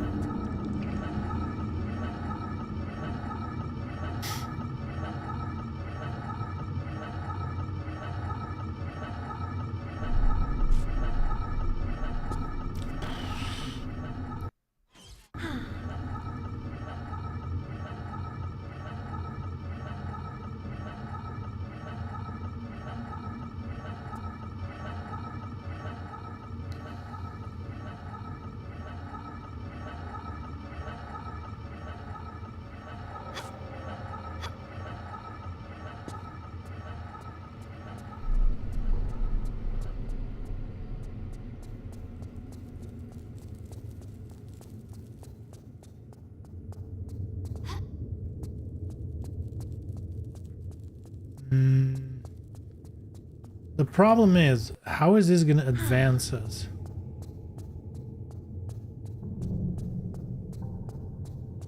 Like in any way.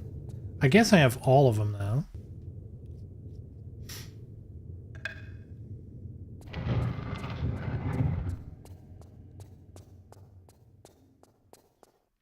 Oh yeah, I think I remember. You put the sun in the middle and then something happens. Yeah, I feel I remember something like that.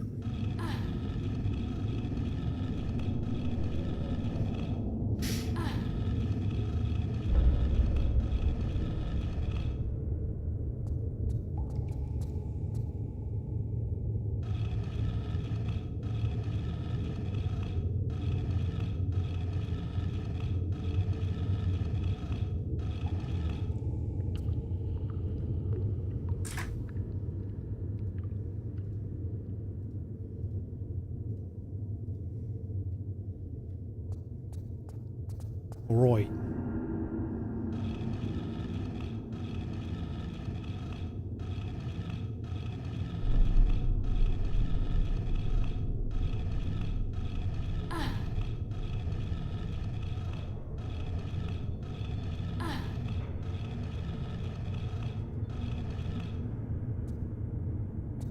Nothing happens? Uh-oh.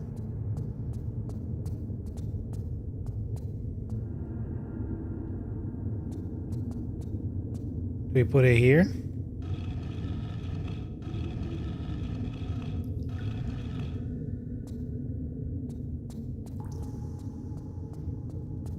I mean, maybe they didn't know the sun was the middle, right?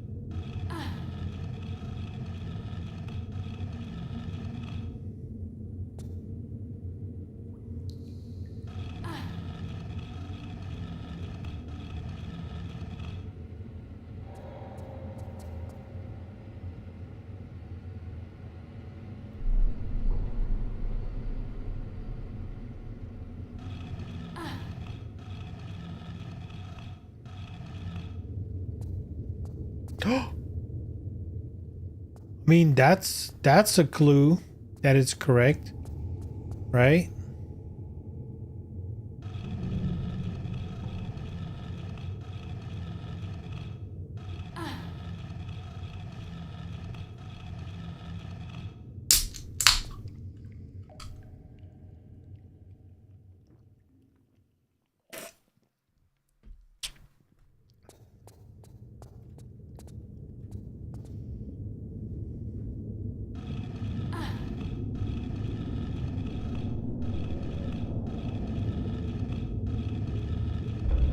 Wait, this kind of looks like the moon, doesn't it? Whoa. I'm pushing the moon. Hell yeah.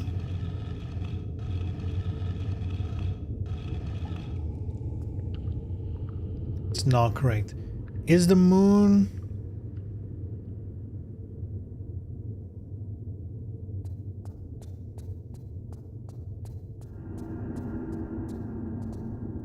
closer, I guess?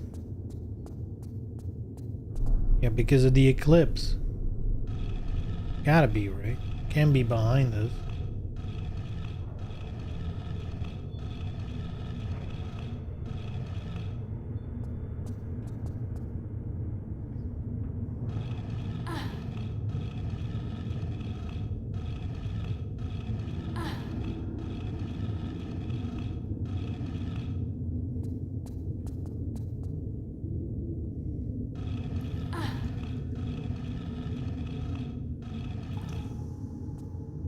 Hey, logic holds up. Maybe we'll just push this one.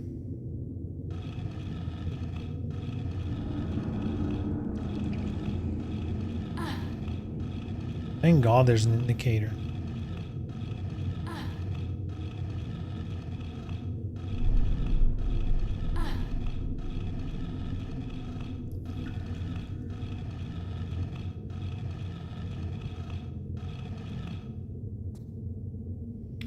No?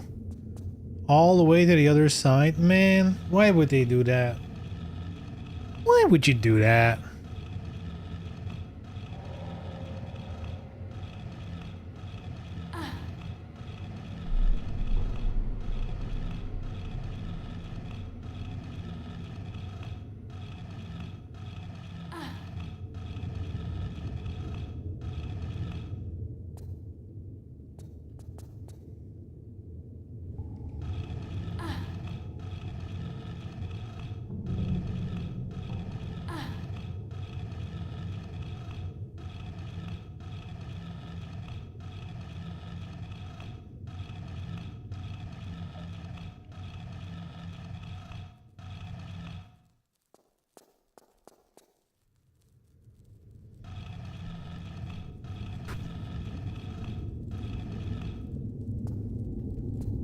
Huh?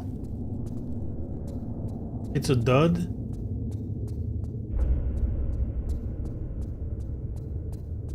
Wait, how is that possible?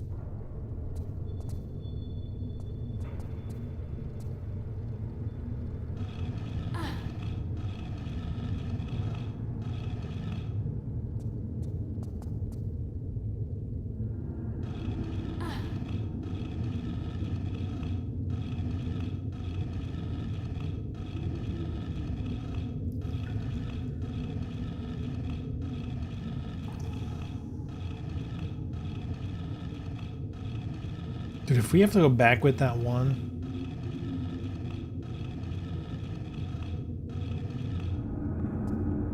Huh? So these are correct. Unless these are not correct. I mean, it gotta be because I can't move them anymore. I can move this one. But why would I want to do that? Oh, maybe it's not correct. Maybe this isn't the sun. Oh.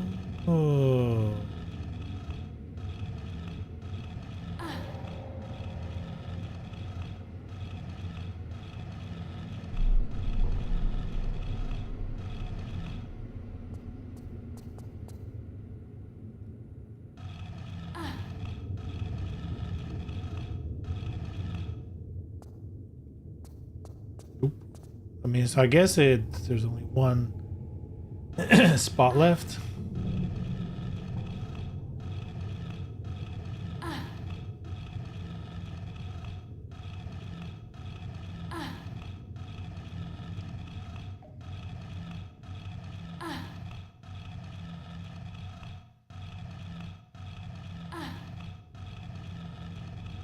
Wait, I'm never finishing this game before the Neo demo drops. Uh-oh. Is this game gonna be in limbo like Tomb Raider 3 was? In terms of stream runs?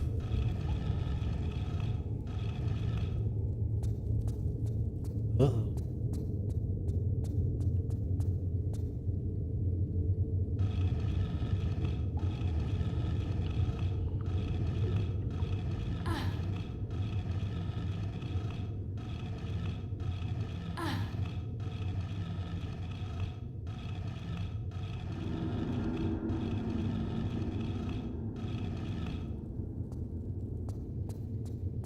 There it is.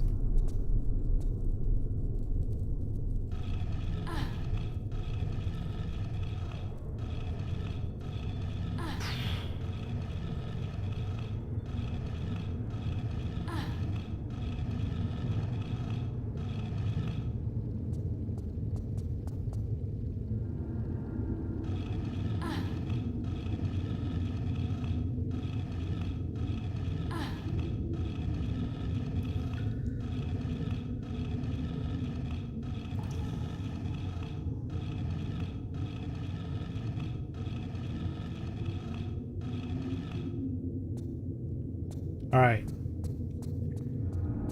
We're almost there. Whew.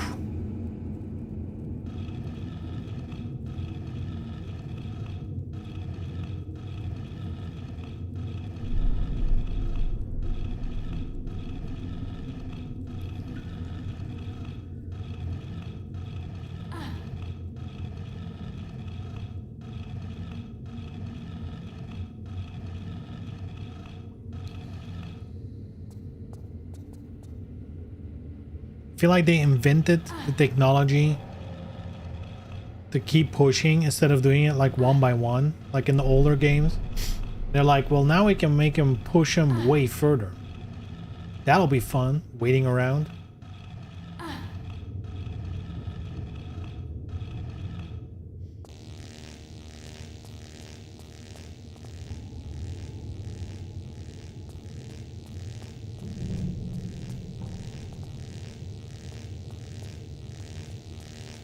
Electrickery.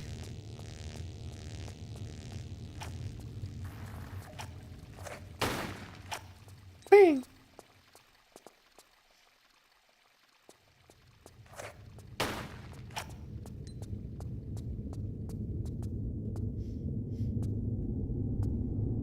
Shortcut.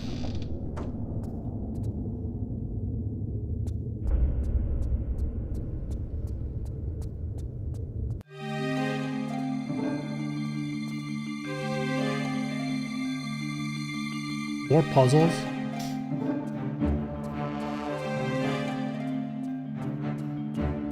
Which is a good thing, you know, we like puzzles.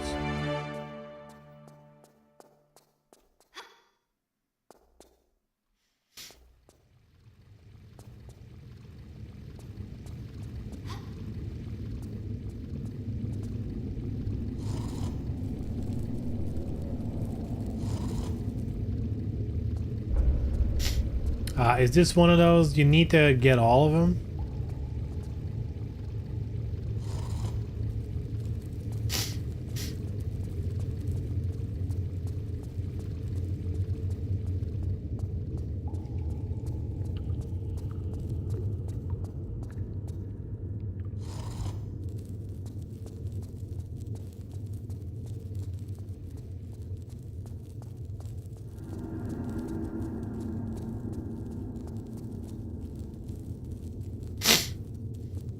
Hmm.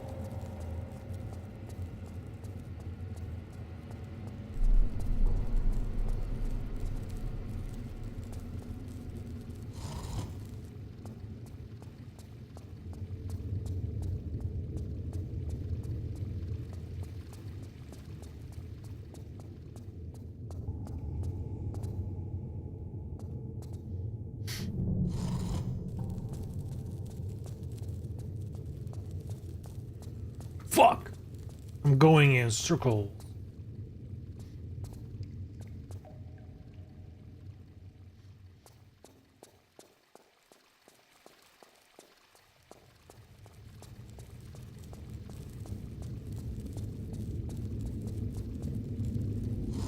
Turn these two off. Now I need to... Like, you need to end up with 3 of them connected like that being off. That makes sense.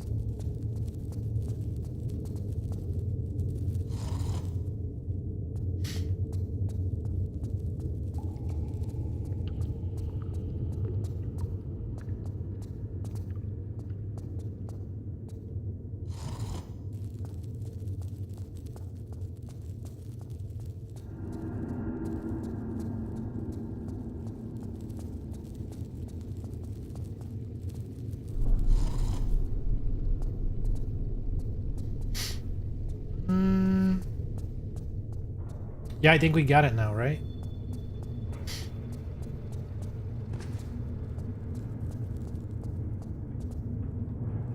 Whew.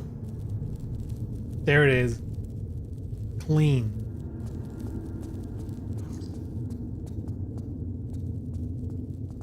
Whoa!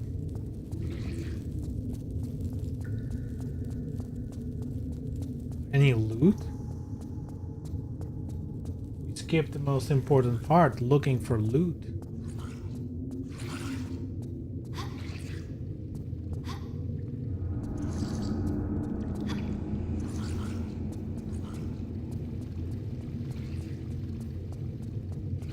I guess nothing. Ow!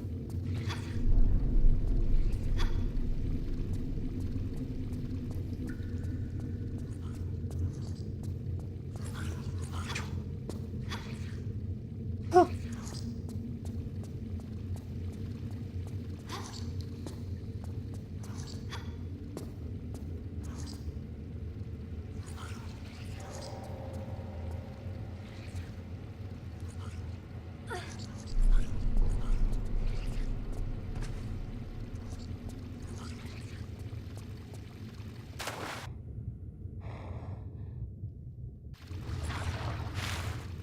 Wait, it's not puffed? Why is it hurting me and not dying? Here we go.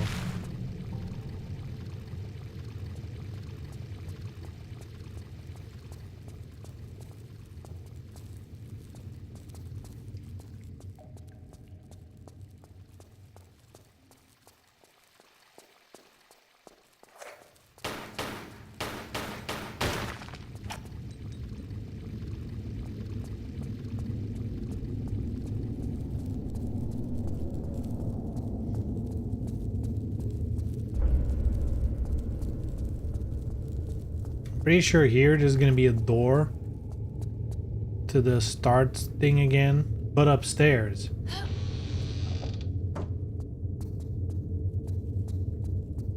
Hey yo, hey yo. Now that we have that, let's do check out this ladder. Oh.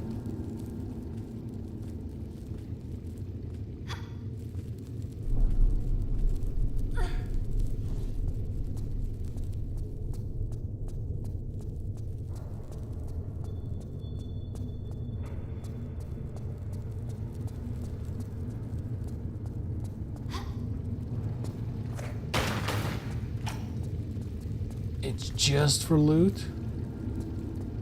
Man.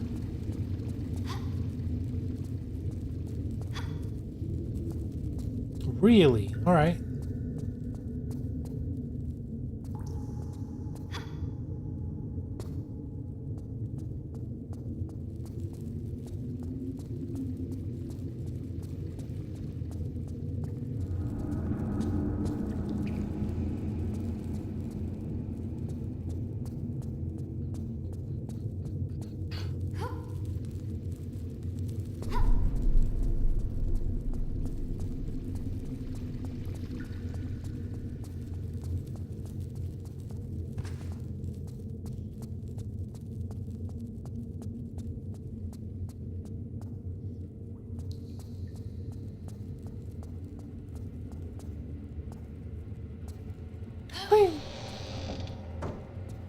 I think there is a door that's like a shortcut down.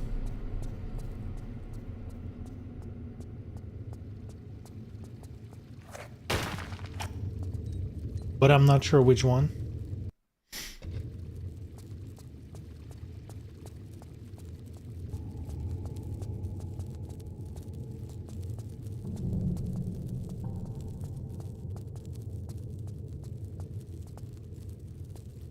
No.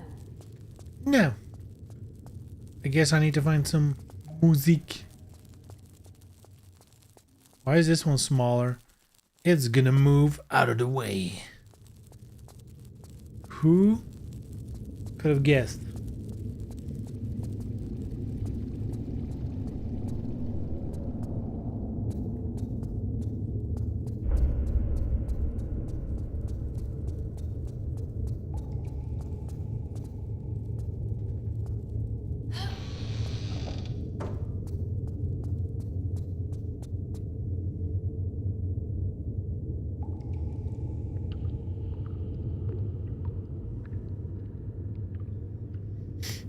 And is that a top secret?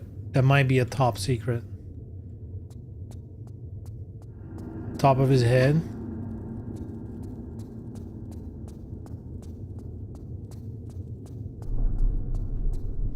And we can open all of them?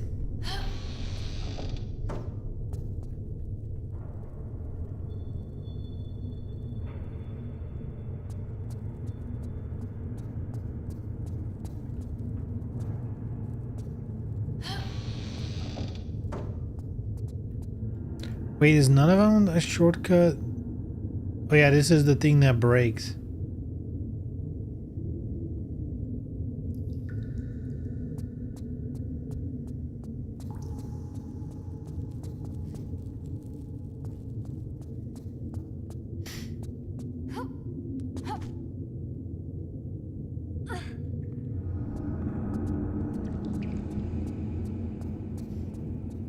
I think if I do this one though, I think this is where the shortcut is.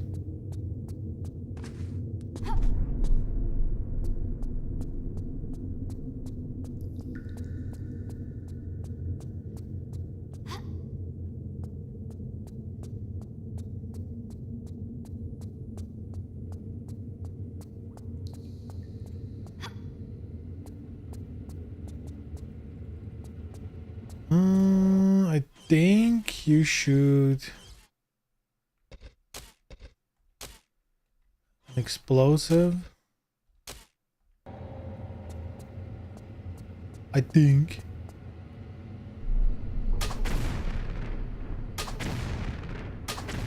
Or not.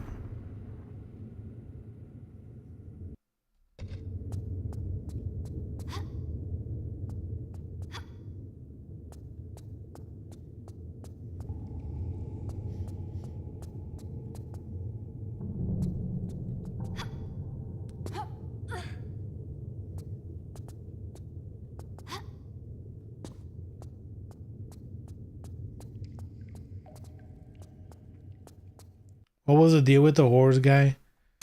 Shoot his chest. That was it.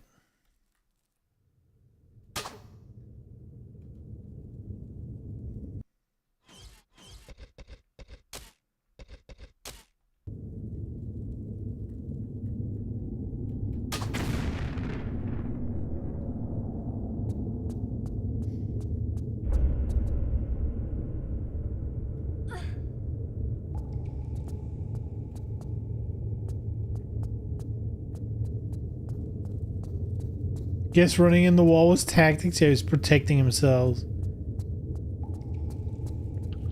Like, I know what's coming.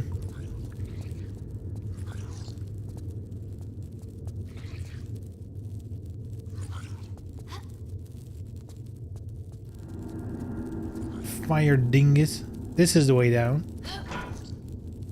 The shortcut down.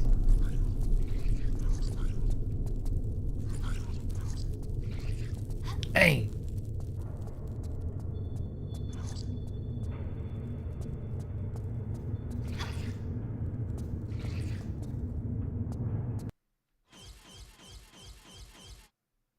No.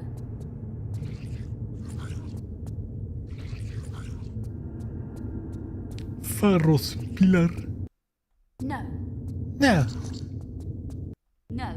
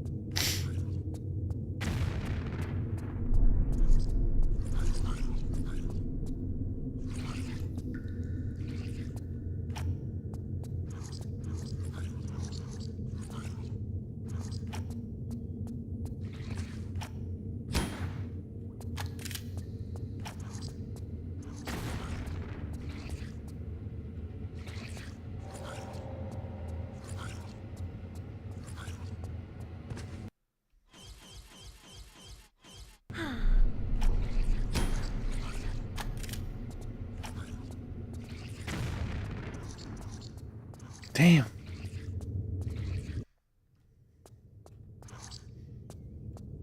It's not working.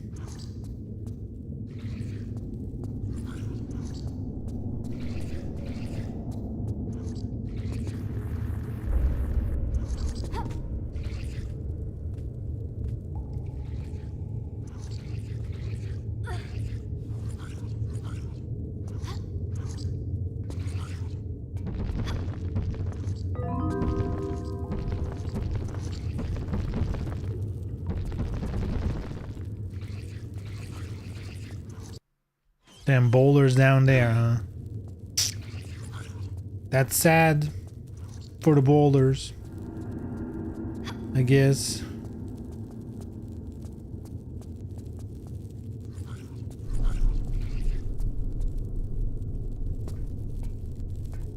Sure.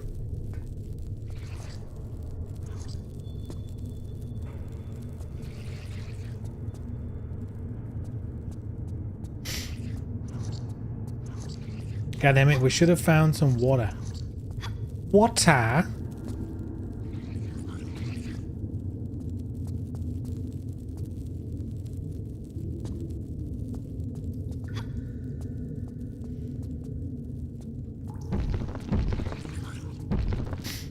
We got more?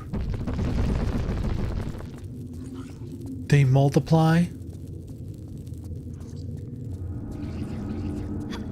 Oh, there's a switch. Hold on. Nice jump.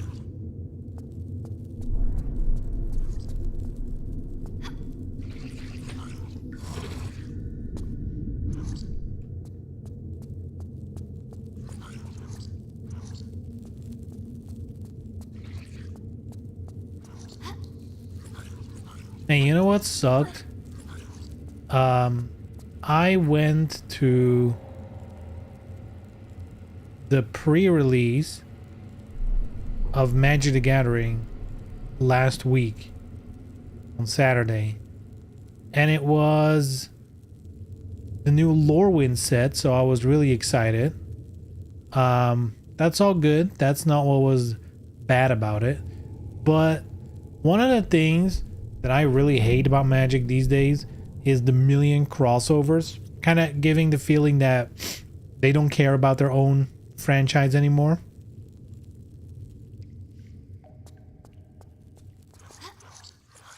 And I was like, well, at least I'll engage with the ones that I do like. As if they're fucking bullying the people who still love the old stuff. As if they just want to make extra clear, like, hey, we actually hate our own old stuff and we want to push the new stuff on you. By quote-unquote accident, you could get promo cards from the Ninja Turtle stuff in this one, which was unintended. Ooh, oopsie, mistake. Yeah, right. You're pushing that garbo on purpose. Really, girl? Girl? Girl? When did I quick save? When did I do this? Up here? Okay. Dude, this spirit is annoying the shit out of me. I tell you what.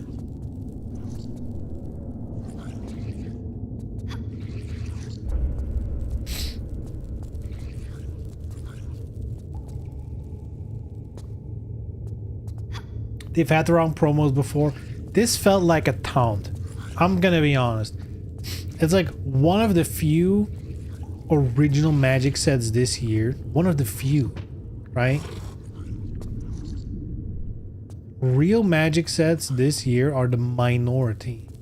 There's fewer of them than crossovers. Okay, it's even hard to wrap your head around the idea of that. But whatever, right? And then they do a fuck up like this? Come on.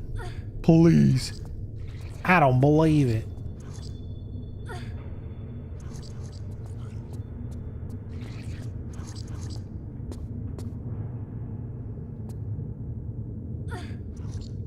Damn, this little bitch is getting aggressive, huh?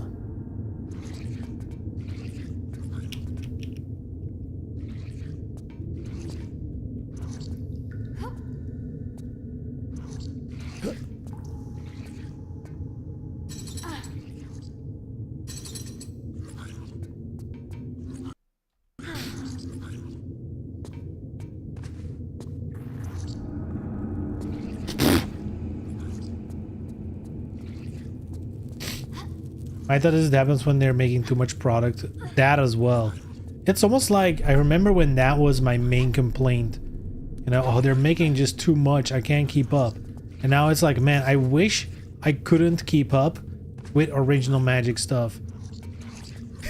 I wish that was my complaint today. Dude, this is impossible. I don't think you can do this with the Fire Spirit. I think it will always kill you here. You can never outrun it here. Wait, that's kind of fucked because there's no water here. Am I soft locked now? I mean, there's a good chance I'm soft locked.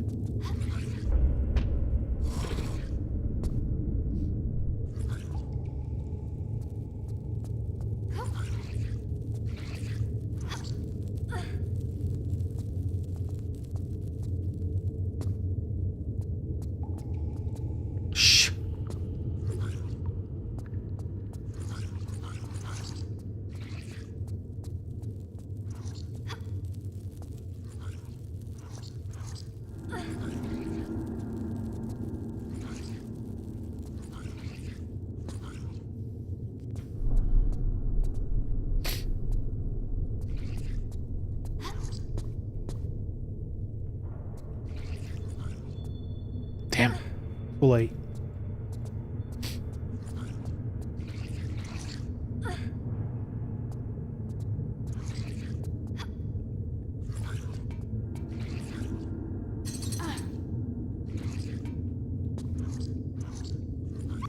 You can't.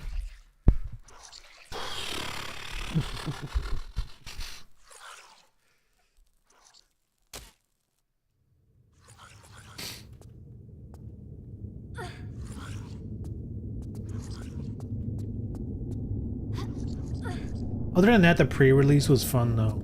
I will say something I've noticed, and I think I noticed it more this time because of what the fuck. I think I noticed it more because my opponents were like new players. They put too much shit on the cards. Cards have become too convoluted. For sure.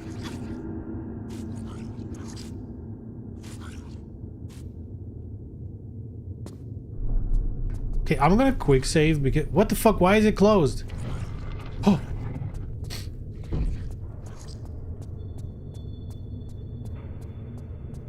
I need water. Where's the water?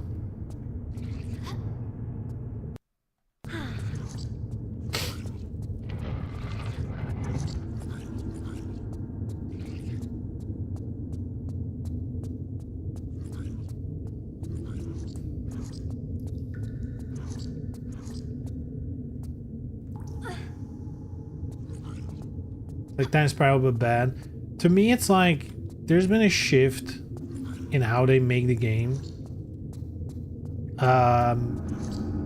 When they did Commander,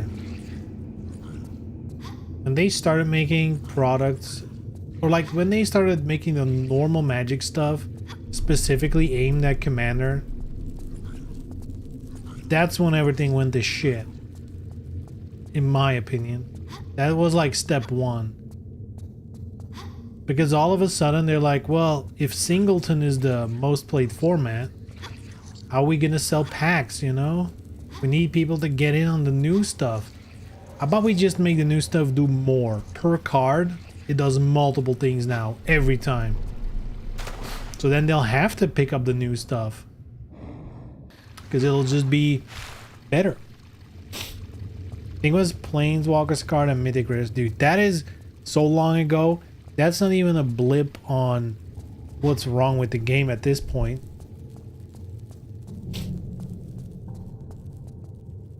If you think Mythic is bad, what about collector boosters? That's atrocious.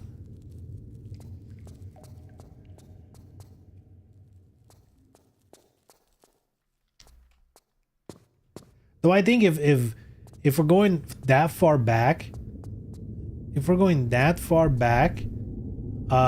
in terms of what's bad, getting rid of blocks was also, in my opinion, a big fuck up. They should not have gotten rid of blocks.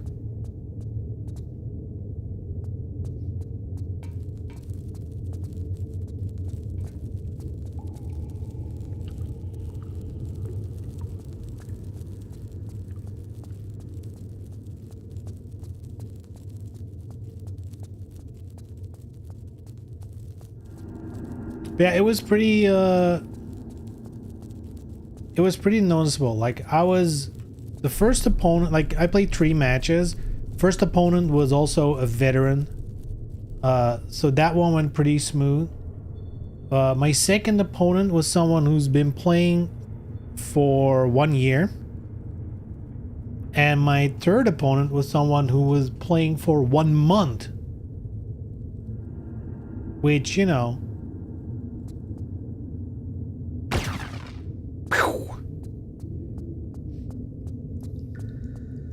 which I did find interesting to see, like the different levels, you know? Like my first opponent was a veteran like me, and even then, like a lot of the stuff, like the deck building, whatever, the way the cards are these days, it's kind of rough. Sealed is it's a weird place now. But especially for the two newer players, the amount of questions per card, like they put down a card, like I play this guy, like dude, perfect example. Hold on, I mean it's time to wrap up anyway, right? I just picked up this thing. Let's just give her a good old quick save. Boom, we're done with Tomb Raider for the day. Perfect example of what I mean, right?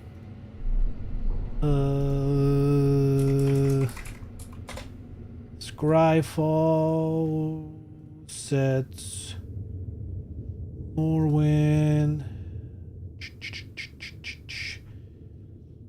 Where's that little fucking goblin? It's like a very popular creature as well. She hit the money bag, that was for sure. My opponent, they played a card which was like one of the cards that was like poised to be one of the best of the set.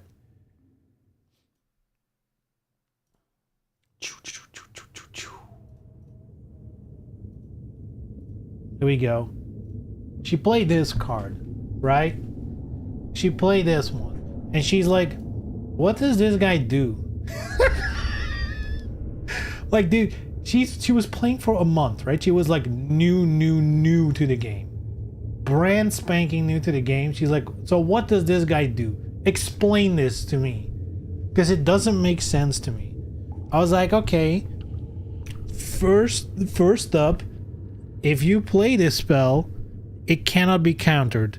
She's like, okay. What's countering? And also, what do you mean spell? It's a creature. So it's already like magic is sometimes it's too complicated for its own good.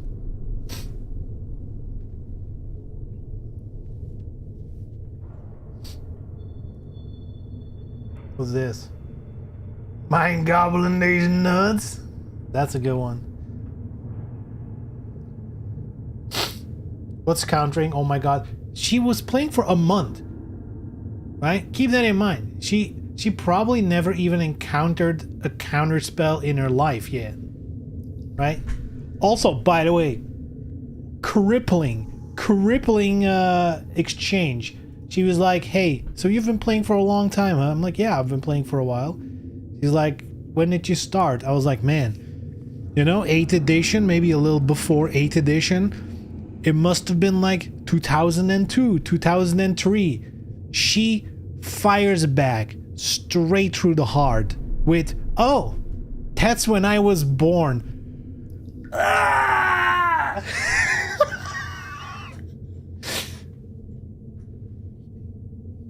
Instantly, my back was like, oh, you started playing Magic when I was born.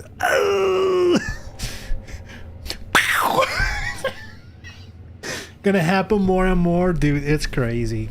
But at the same time, I've gone from, like, of course I don't like getting old. You're being confronted with mortality, all that nonsense, right? But at the same time, I've gotten more and more into the mindset of like, because, you know, I've had people die in my life. In fact, I've an old friend that died like 10 years ago almost at this point.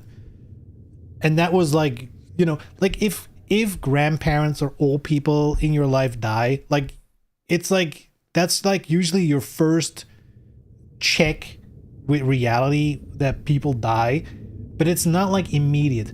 But if like someone, he was like 2 or 3 years younger than me, you know, we used to go skateboarding as kids and whatever, and then you're like, oh, he died like in an accident. You know, he got run over by a truck, which, by the way, crazy to begin with. But that experience of like, hey, someone of like your age is already gone. That like really flipped the switch in my head of like, yes, getting old sucks, but it is a privilege. Like, never forget, it's a privilege. Being old, getting to be old, is something to be thankful for. That has never changed ever since that happened. Immediately. instantly flipped the switch in my head. Anyway, so yeah, she was asking about, you know, fucking what's a counter spell. I was like, well, I guess I had to then I had to explain spells.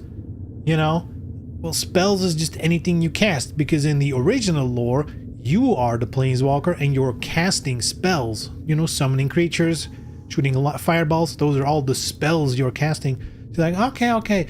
So what does that have to do with planeswalker cards? Nothing, because, you know, fuck you, I guess. Thank you, wizards, for making a new type that's just bullshit.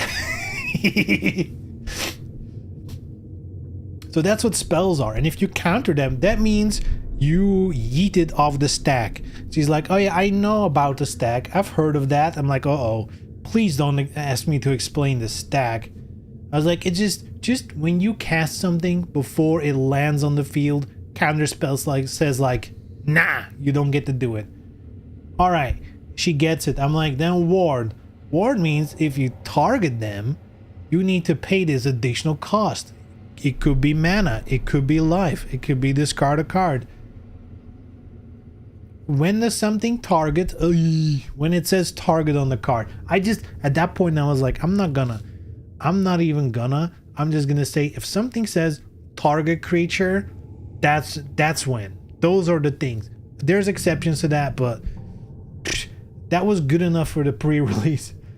And then thank God the other two are basically the same, but the other things you do have the same thing. But it's just like, this is a perfect example of it's one stupid ass creature, and there's so much in this. You need, again, I was kind of surprised at how much knowledge you really need. You need to understand exactly what spell refers to, because it is confusing. I, for the longest time, also didn't think creatures were spells. Spell, you think of fireball, shooting lightning, shooting frost. Those are spells. Yeah, countered. If you have not encountered a counter spell, you don't know what that means. Ward. Also, by the way, so much text on this card. There's no reminder text. One of my biggest pet peeves ever in Magic. Thanks to, again, Commander, more and more text needs to be on a single card. If these bottom things were gone, or if just the ward things were completely gone, they could put reminder text of what is ward, what does this actually do. They kind of stopped doing that a long time ago. Like, not on every card, there's some cards that still do it, but so often they just skip reminder text, and I feel like it's not okay. Rare skipping reminder text is whatever, but it's everywhere though. It's everywhere though. Like, I feel like the alternate art, that happens a lot, like an alternate art that they don't do it. Because, by the way, she had the alternate art as well. She had this one. What am I seeing? $35. She hit the jackpot on that one, but, you know.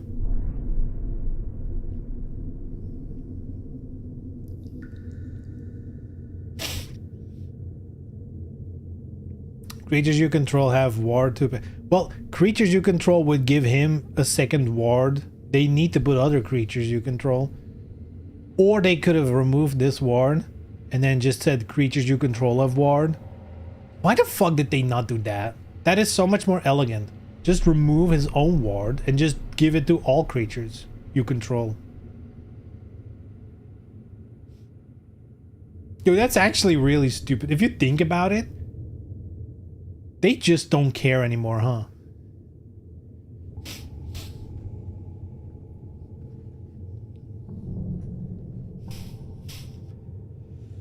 There's too many alternate arts and full frame shitters makes them all less special. That is true, though I will say I do still like the alternate arts. I don't feel like everything needs to be about hitting money.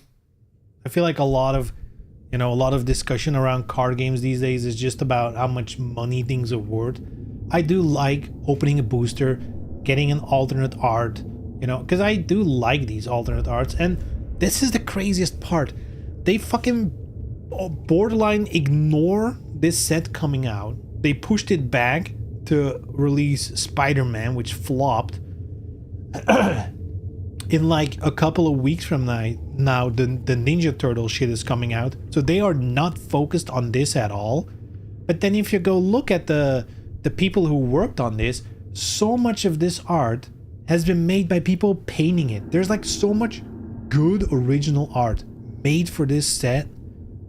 You know, they brought back some of the old artists and stuff that worked on the original Lorwyn, and it's like, that is so cool. That is so nice. Why are we like already skipping to the next thing? That is so fucked up.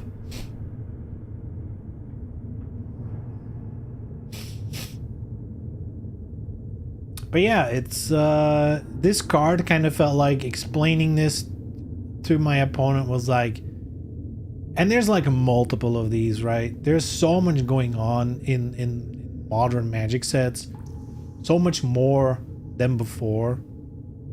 It is kind of wild. It is kind of wild.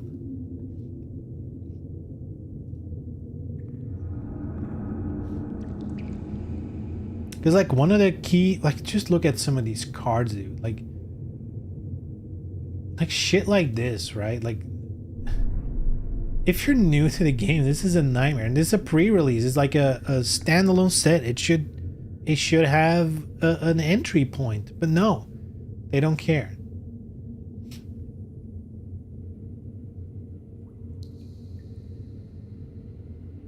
And like this is not even that complicated, but for a new player, this is a lot.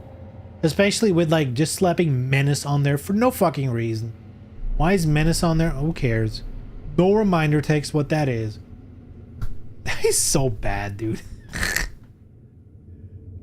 And even worse, like there's a finite number of keywords they put in the set. Why the fuck is there not like a little card, like a little pamphlet with an explanation of all the keywords in this set? Like if you're not going to put it on the card.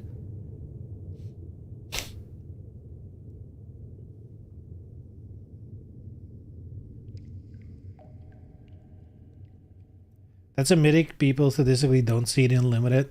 I think me and every opponent had at least one mythic. Because you gotta keep in mind, these days, boosters are different as well. Right? It's not a draft booster anymore, right? You have like up to, I think, 3 to 4 rares or mythics per booster opportunity. There's like the normal rare or mythic slot, foil rare or mythic slot, I guess foil slot, which can be rare or mythic. There's one alternate art, which I guess could be rare or mythic. Like that's all that nonsense, right?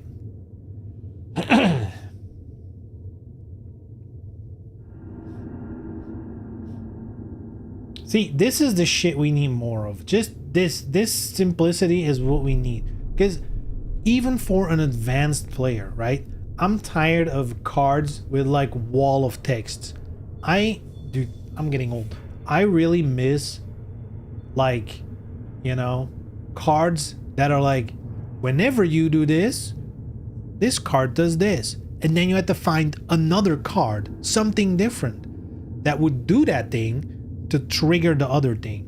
These days, pretty much everything that has a whenever something happens trigger, it also does the thing. Like you never need another card anymore to trigger itself. And it's so... Ugh.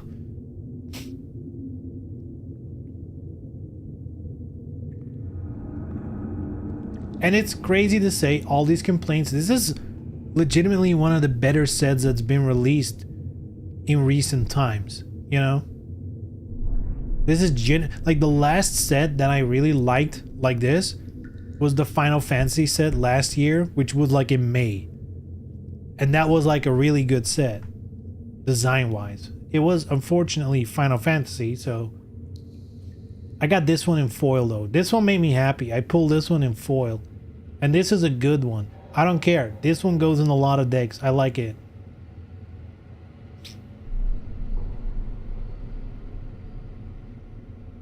And I like the art too. It's a cute little guy.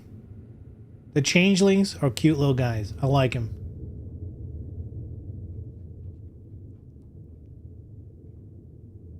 Look at these cute little guys. These changelings. Look at these cute little guys. I love them. Of course, they had to do a fucking flip card. They're addicted to these flip cards. I'm gonna be honest. I think in some cases, this works well. I think it worked well with the werewolves. There's other places where it worked. I feel like, you know, to be like, oh, there's the day and night cycle, so we're gonna switch in between sides. It's like, I don't know. And also, there's so many flip cards these days, which is, it's kind of a mess because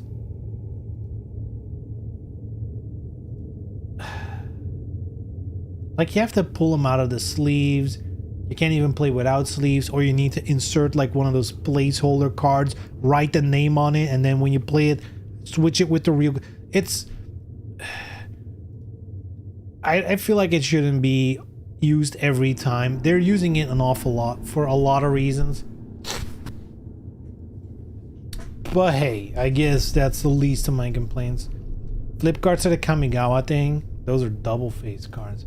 Well, technically, there's two. I think there's, at this point, upwards of 3 different types of flip cards, I guess. Because you have the flip ones from Kamigawa, which you flip upside down. Then you have, I guess, double-faced cards, if you want to call it that. They flip as well, if you're being real. They transform. I'm sorry, they're transformed. But there's also the morph cards that you put face down, and then you flip them face up.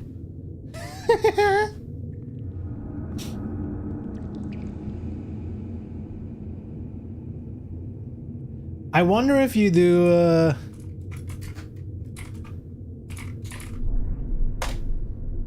wonder if I go into the rules. I guess PDF. And I search for flip. Flipping a coin, sure. Flip cards.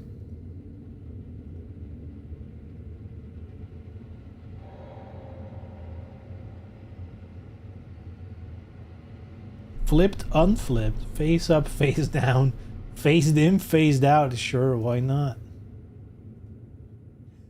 Permanents enter the battlefield untapped, unflipped, face up, face. That is so crazy. God, rules are a mess, dude.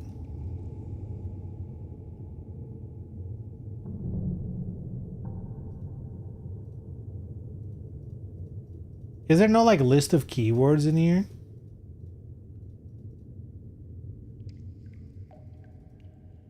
Flip cards. Yeah, those are the Kamigawa ones. I guess they, even though there's multiple things that flip, they avoid using the word flip again.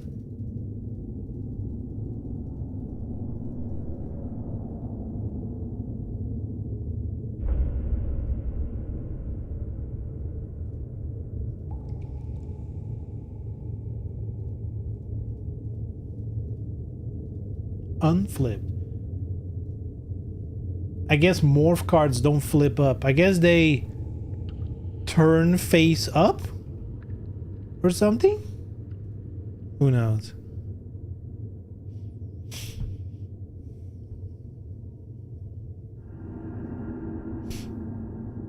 You wouldn't need DFC, Lorwyn, Shadowmoor if you weren't cramming them into one set. Yup. I feel like, by the way, the biggest irony of to me is when they got rid of blocks. They were like, well, the reason we need to get rid of it is if we release the first set in a block and people are like, we don't like this team, we don't like it, then we're stuck and we need to release another or even 2 sets in the same team and people don't like it. And we don't want to be stuck to one thing. So we're going to get rid of it. Now, at that point in time, I was like, well, it kind of makes sense, but also not. Because it also means that if you have a hit, you're gonna move away. Because you guys design things like 2 years in advance. You can't capitalize on something being a hit if you immediately fucking move on from it as well. But be that how it may, now we're so many years into the future, and what do these fuckers do? They ink a deal with Marvel for like multiple sets. Hello? Not only do you have the downside, and we already saw it, the first Marvel set was Spider-Man, panned. Nobody liked it. It was dog shit. Nobody liked it, right? But they're on the hook for multiple other Marvel sets, right? Which means you have the same downside as a block, which is people clearly don't want Marvel. The next Marvel set is probably going to flop as well. But you're not getting any of the upsides of a block, which is you have more time to expand on certain ideas. You have time to do a story thing. Like, all the good things of a block are not here, but you have all the downsides with signing a fucking contract. Dumbasses. They're on the hook for like 4 Marvel sets. They did Spider-Man, it panned crazy hard. And this year they're doing Avengers, which, you know, 10 years too late. I'm sorry. Avengers hasn't been hot in a minute. In fact, they should have done DC. If you're gonna do superhero shit, you should have bet on DC. They got the hype going on right now. Some of the on-card complexity you mentioned is because they can't expand on mechanics. Oh, we're getting rid of the block structure had so many issues down the line that they're still trying to solve. Like, yeah, more on-card complexity, which is also tied to Commander, because they wanted to have cards that are just like, that have similar effects. Because it's Singleton, you need more cards with the same effect, but they don't want people to draw duds, so they put more different things on one card, so every card is better, and you have a reason to buy boosters and not use all your old cards, because Commander is an eternal format. But another side effect that they're still trying to fix is, if every set is a brand new thing, then every set needs a mana dork and something to draw cards. And like, a lot of like the basic shit you need to just get a deck running, you kind of need to put in every set. Or at least in every, like, and they're trying to fix it now with Foundations, where you have like one set that's gonna be in rotation for like 5 years that has all the basics. But like, that's such a... Blocks didn't have this issue. I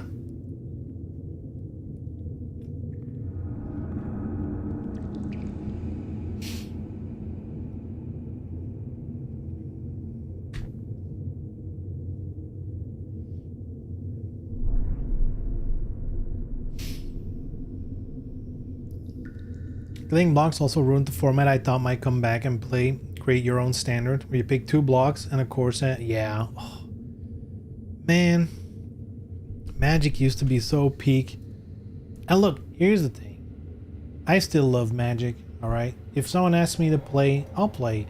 I'm down. The game itself is still fun. But, you know, I foresee myself not buying a lot of it this year. There's only, out of 7 sets that are releasing this year, which is already a lot, 7 sets are releasing this year, only 3 of them are Magic sets. All the others are crossovers. Which means, you know, I'm buying 3 sets this year. Like, there's a small chance if, like, in the Avengers set, there's like some single card that has like a cool art or whatever, I might buy single just to have it, but I don't see myself using them. And all the other things, what's The Hobbit they're doing, Star Trek, like what? Huh? Ninja Turtles. I don't. This is the thing that they're doing with IPs. They're shooting themselves in the foot, because if you don't care about an IP, I am not gonna check it out. If you do a Magic set with a team that doesn't interest me that much, I might still check it out, because you don't really know what it is. I know what the Ninja Turtles is. I do not care. I will not buy it. Don't encourage the slop. I mean, I feel like if I buy a single card, which is not going in the pockets of Wizards, that's like from a secondhand seller, and that purely depends on if there's like a cool art. I bought like one for Spider-Man. There was like one alternate art with Black Cat on it, and I was like, that kind of looks cool as like a thing to have. And then I bought it, and now it's in a binder, and I'm not really using it, but fuck it.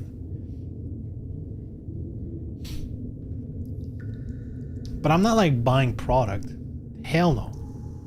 Especially also, it's more expensive. They ask like 7 euros for a booster. Hello. Which my quote unquote conspiracy theory is, this year there's only 3 magic sets. Next year there's gonna be only 2. Then there's gonna be only 1. And then they're just Fortnite. But in the off case that they still are gonna do some original magic sets, I think because now the majority is the crossover stuff and that price is higher, they're gonna be like, hey, let's just normalize the price, because it's confusing that some sets are randomly cheaper. I think that's what they're going for. They're gonna do more crossover, so that seems like the default price, and then they just crank the rest up and make it seem like, well, now that's the nominal price for everything. Makes sense, right? I love pre 9/11 Star Trek. I do not want Star Trek, man. Dude, Star Trek is the worst crossover. If you're gonna crossover, at least The Hobbit makes thematically sense in some even I still don't want it. I don't care about that. But Star Trek, like, really? And it's not gonna stop, because I think one of the top dudes at Hasbro was like, think of an IP and we have signed a deal with them. It's like, dude, so many people, dude, you're gonna fucking puke, all right? So many people are convinced, because one of the things they've been saying for a while is, how can we attract more female players, right? What do we make to attract female players? And they've done, last year there was Bloomborough, which was like all cutesy animals and stuff, which attracted definitely more female players for sure. And I think they got the idea that, it has nothing to do with toxic environments and all that stuff. No, we just need to do cutesy stuff, or just do stuff that's popular with women. Many people, and I feel like it's gonna go there, are convinced that they're gonna do some kind of like one of those crossover sets that's gonna be based on like all those smut books that women are reading right now, or I guess some men probably are reading it as well, but majority of women are reading all those romantasy, I guess they call it, right? There's gonna be crossover sets with that, based on that, to like pull in women. That's gonna be horrible, dude. And you can already feel that's gonna happen. It makes too much sense.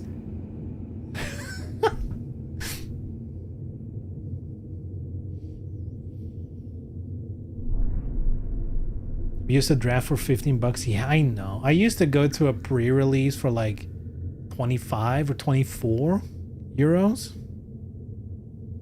Right? Because you got 6 boosters, and the boosters were like 4 euros. Yeah. Now it's like almost 40 euros to do a pre-release. What the fuck? I don't know if Magic can get me late. I might pick it back up. That would be... That's also, by the way, kind of crazy, because the last time I went to a pre-release, it was very much a boys' club. This time, there were actually plenty of women, surprisingly. And not only that, like 2 out of 3 of my opponents were women.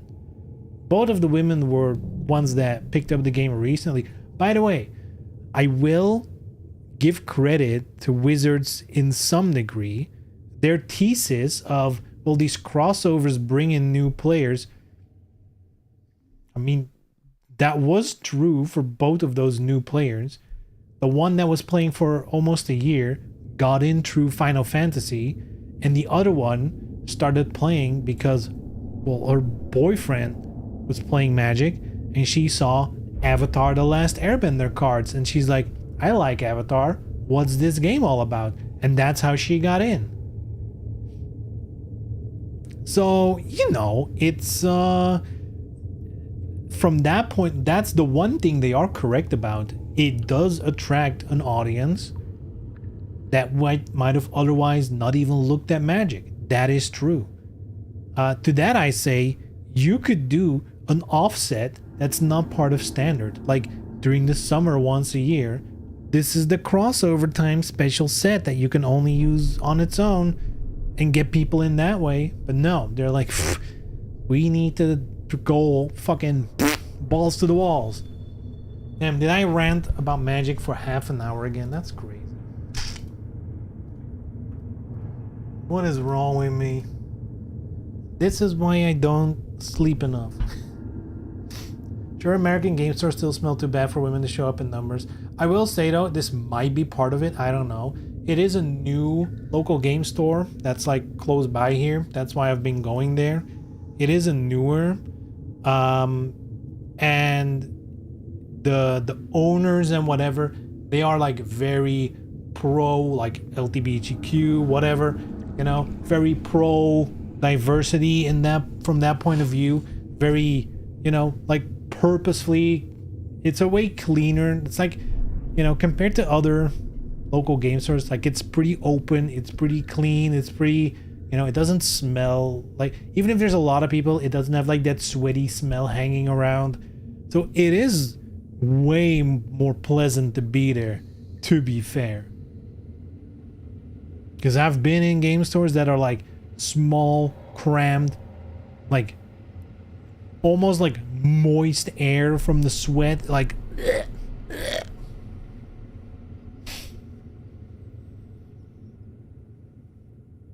Wizards have been chasing new customers at the expense of franchised players for at least 15 years. Yup.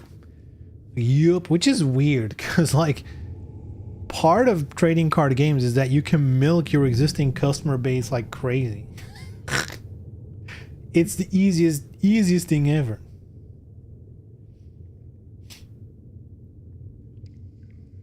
But hey, it is what it is. You know what?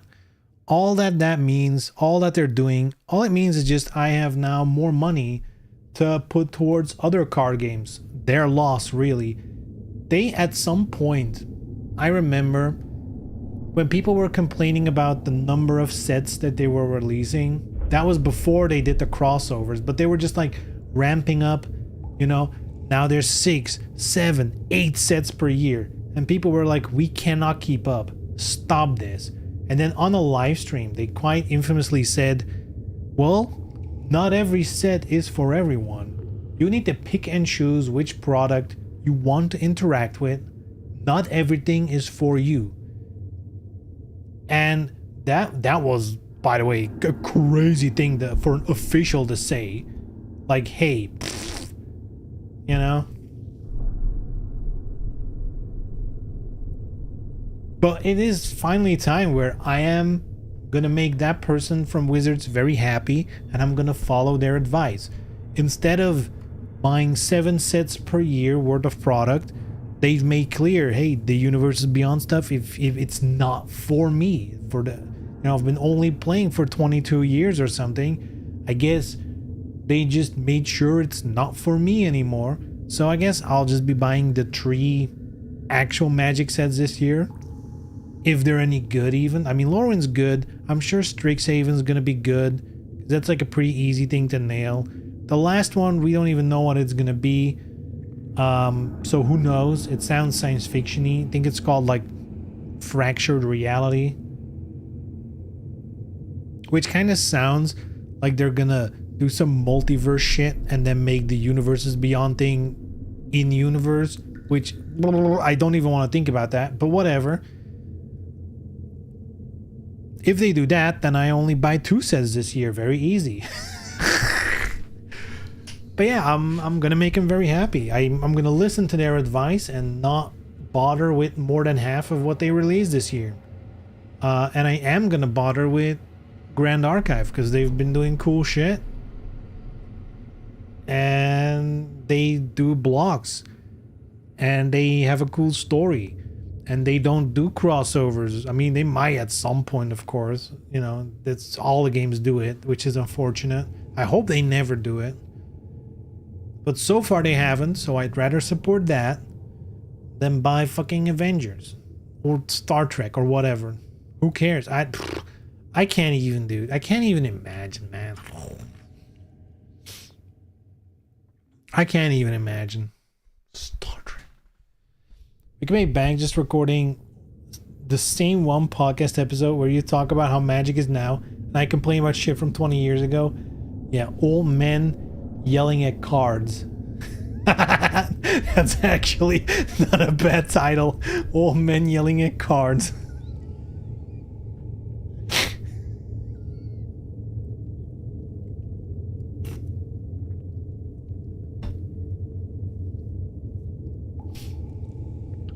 It's probably going to be a Planar Chaos redo. Could be, could be.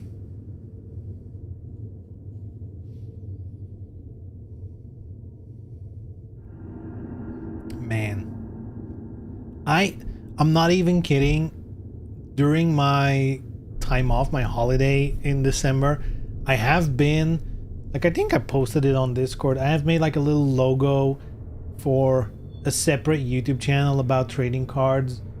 I've already made the channel as well. Like, I have the name and everything. All it needs is videos to be uploaded to it. So technically, everything is set up to do it. I just haven't gotten to actually making videos. I've been thinking of going back and like cutting up the box openings I've done in the past. But like, that's old shit nobody wants to see, you know, on a new channel. Like, here's some old shit. Like, nah. But you know, that's something I've been toying with in my mind. I don't know what I'm gonna do exactly with it yet, because I don't want it to be just like the talking head type videos. There's plenty of those already complaining about magic. But what else can you do about magic? It's not like I'm gonna do gameplay anytime soon. That takes so much setup, unless you're playing on Arena, which no. Unboxing old shit is good content if you wait long enough. Yeah, but that's only true if you have an old thing that you currently are unboxing.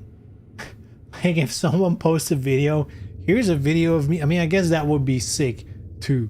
Like, if someone were to post a video now, hey, I remember at some point I filmed with a camcorder when I opened my first box of Alpha. Like, if someone had that video, that would fucking go hard.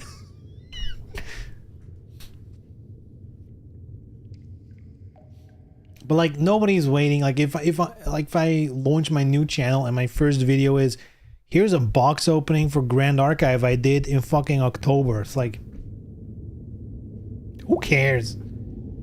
I feel like box openings, either it's something really old and therefore like cool to see, or it needs to be like recent, like something that has just come out, is about to come out, where people are excited to open it themselves but haven't gone to it yet, and you can like get in on that. If I buy a booster box of like last year's summer magic set, nobody's gonna watch that. In fact, I wouldn't watch that.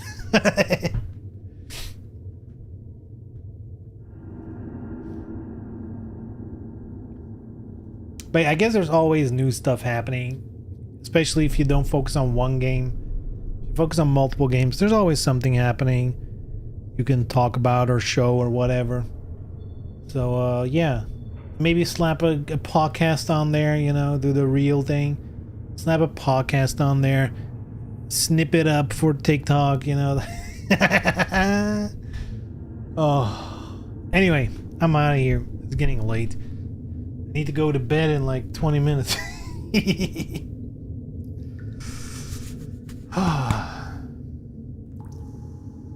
Alright, good shit. I love talking magic. Good or bad, I love talking about it. Yeah, alright, that was today's stream. I'll be back on Friday, normally. When's the Neo demo? When is that dropping? Was it the 26th? Something like that? Demo?